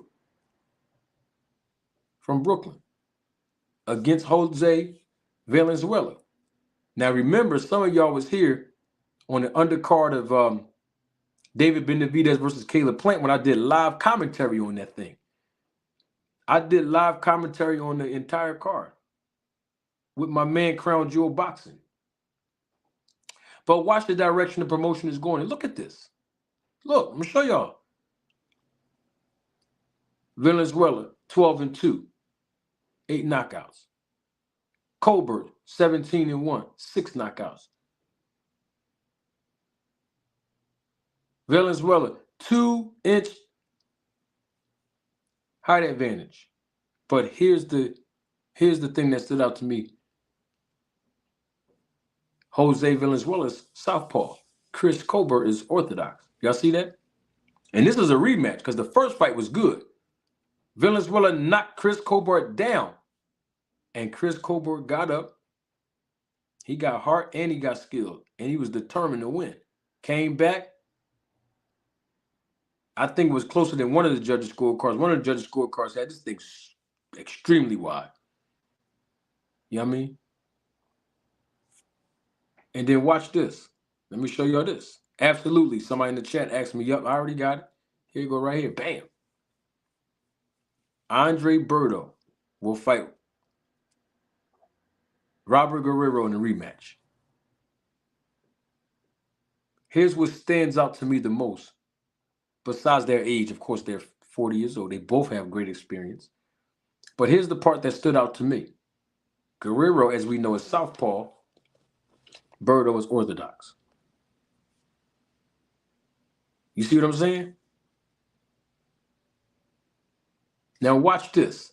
To show y'all how promotion works, I broke this down on a live broadcast in March of 2023 this year when I was doing live commentary with Crown Jewel Boxing for the Benavidez versus Caleb Plant fight. Now watch the similarity in the stance. I just broke it down for you on the other two fights. I'm going to do it again. Y'all see the stance?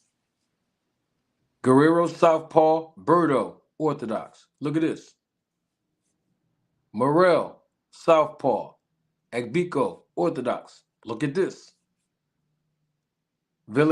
Jose Valenzuela, Southpaw, Coburn Orthodox. Y'all see that? This is a Southpaw versus Orthodox card. Bam, bam, bam. You see that?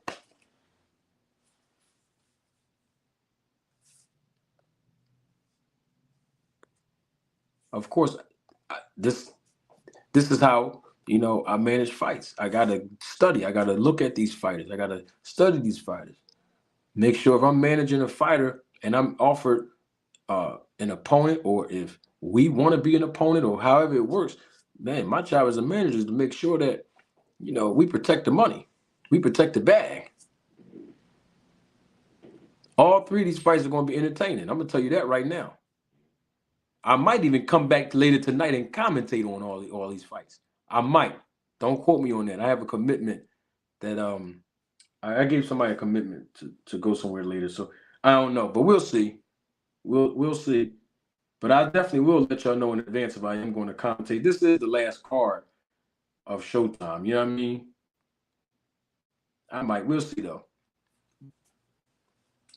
See that Southpaw Orthodox? Bam. And bam. So I'm glad that you all came through today. Thank y'all for investing your time. Y'all could have been anywhere else on a Saturday, but you chose to be here with me. I hope one person. It only takes one person to satisfy me, and that is when you learn something about the business or the sport of boxing you did not know before you encountered this channel. I thank y'all very much. We'll be back here live in living color on our regularly scheduled program Monday, 4:00 p.m. I look forward to seeing all of you here on Monday. Look out for that video now. I'm about to drop. Well, it's on auto. What you call that thing? Auto schedule, whatever. Yeah, by 2:30, it'll drop. It's going to drop. Please take a look at that video, y'all. I'm talking about the one that's going to it's going to be automatically published, but it's going to publish real soon, in a couple minutes, on my channel. Please go look at that video. I'm gonna break down the business. I'm gonna break down the business of boxing a little bit further than today I went all in today, but it was on one particular aspect because a question was asked to me on the panel on Thursday evening.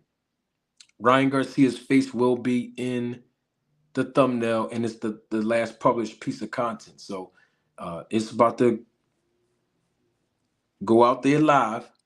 All right. And about, I think within 5 minutes, 4 minutes, 2:25 p.m. Eastern time. All right. So check that out. Leave some comments in the comments section. I would love to hear your feedback after y'all watch that video. And it was the Devin Haney $30 million versus Gervonta Tank Davis. That is the title. All right. I appreciate y'all coming through Monday. Come on back. Look forward to seeing you all. And also the published content I'm going to put out today and then later tonight. I might be going live and doing a commentary tonight. I don't know yet. I'll let y'all know in a few hours. Published content, of course, will be out tomorrow, as always. And I appreciate y'all coming through because I know Saturday was kind of, last minute from yesterday. You all probably expected to come through yesterday. But I had some ring announcing duties in boxing yesterday, and I had to cancel because I was actually going to try to do both, but I just wasn't going to be able to do it as far as the time constraints that I was on. All right. Appreciate you all. I'm going to come out the same way I come in, or let me reframe that. I go out. I leave the same way. So the same way I pull in the parking spot, that's the same way I back out. You know what I mean? Or I pull out. You know what I mean? And what I mean by that is I come in with the intro, and that's exactly how I leave. Much love and appreciation for all of you. Thank you all for your support and your time. I'm going to check y'all out. If not later today, with the live commentary, definitely Monday, and definitely the published content coming out within a few minutes. Please go and look at that video. You're going to learn some more about the business of boxing, how I break it down. Thank y'all to all the Roll the Tape film crew members that came through. And everybody that contributed to the channel. Look forward to seeing more of you. And y'all know what I'm going to say, right? Don't take my word for it. Roll the tape. representing the business of boxing. Ladies and gentlemen, let's hear it for Manager Marty! Thank you. You're far too kind. Thank you very much.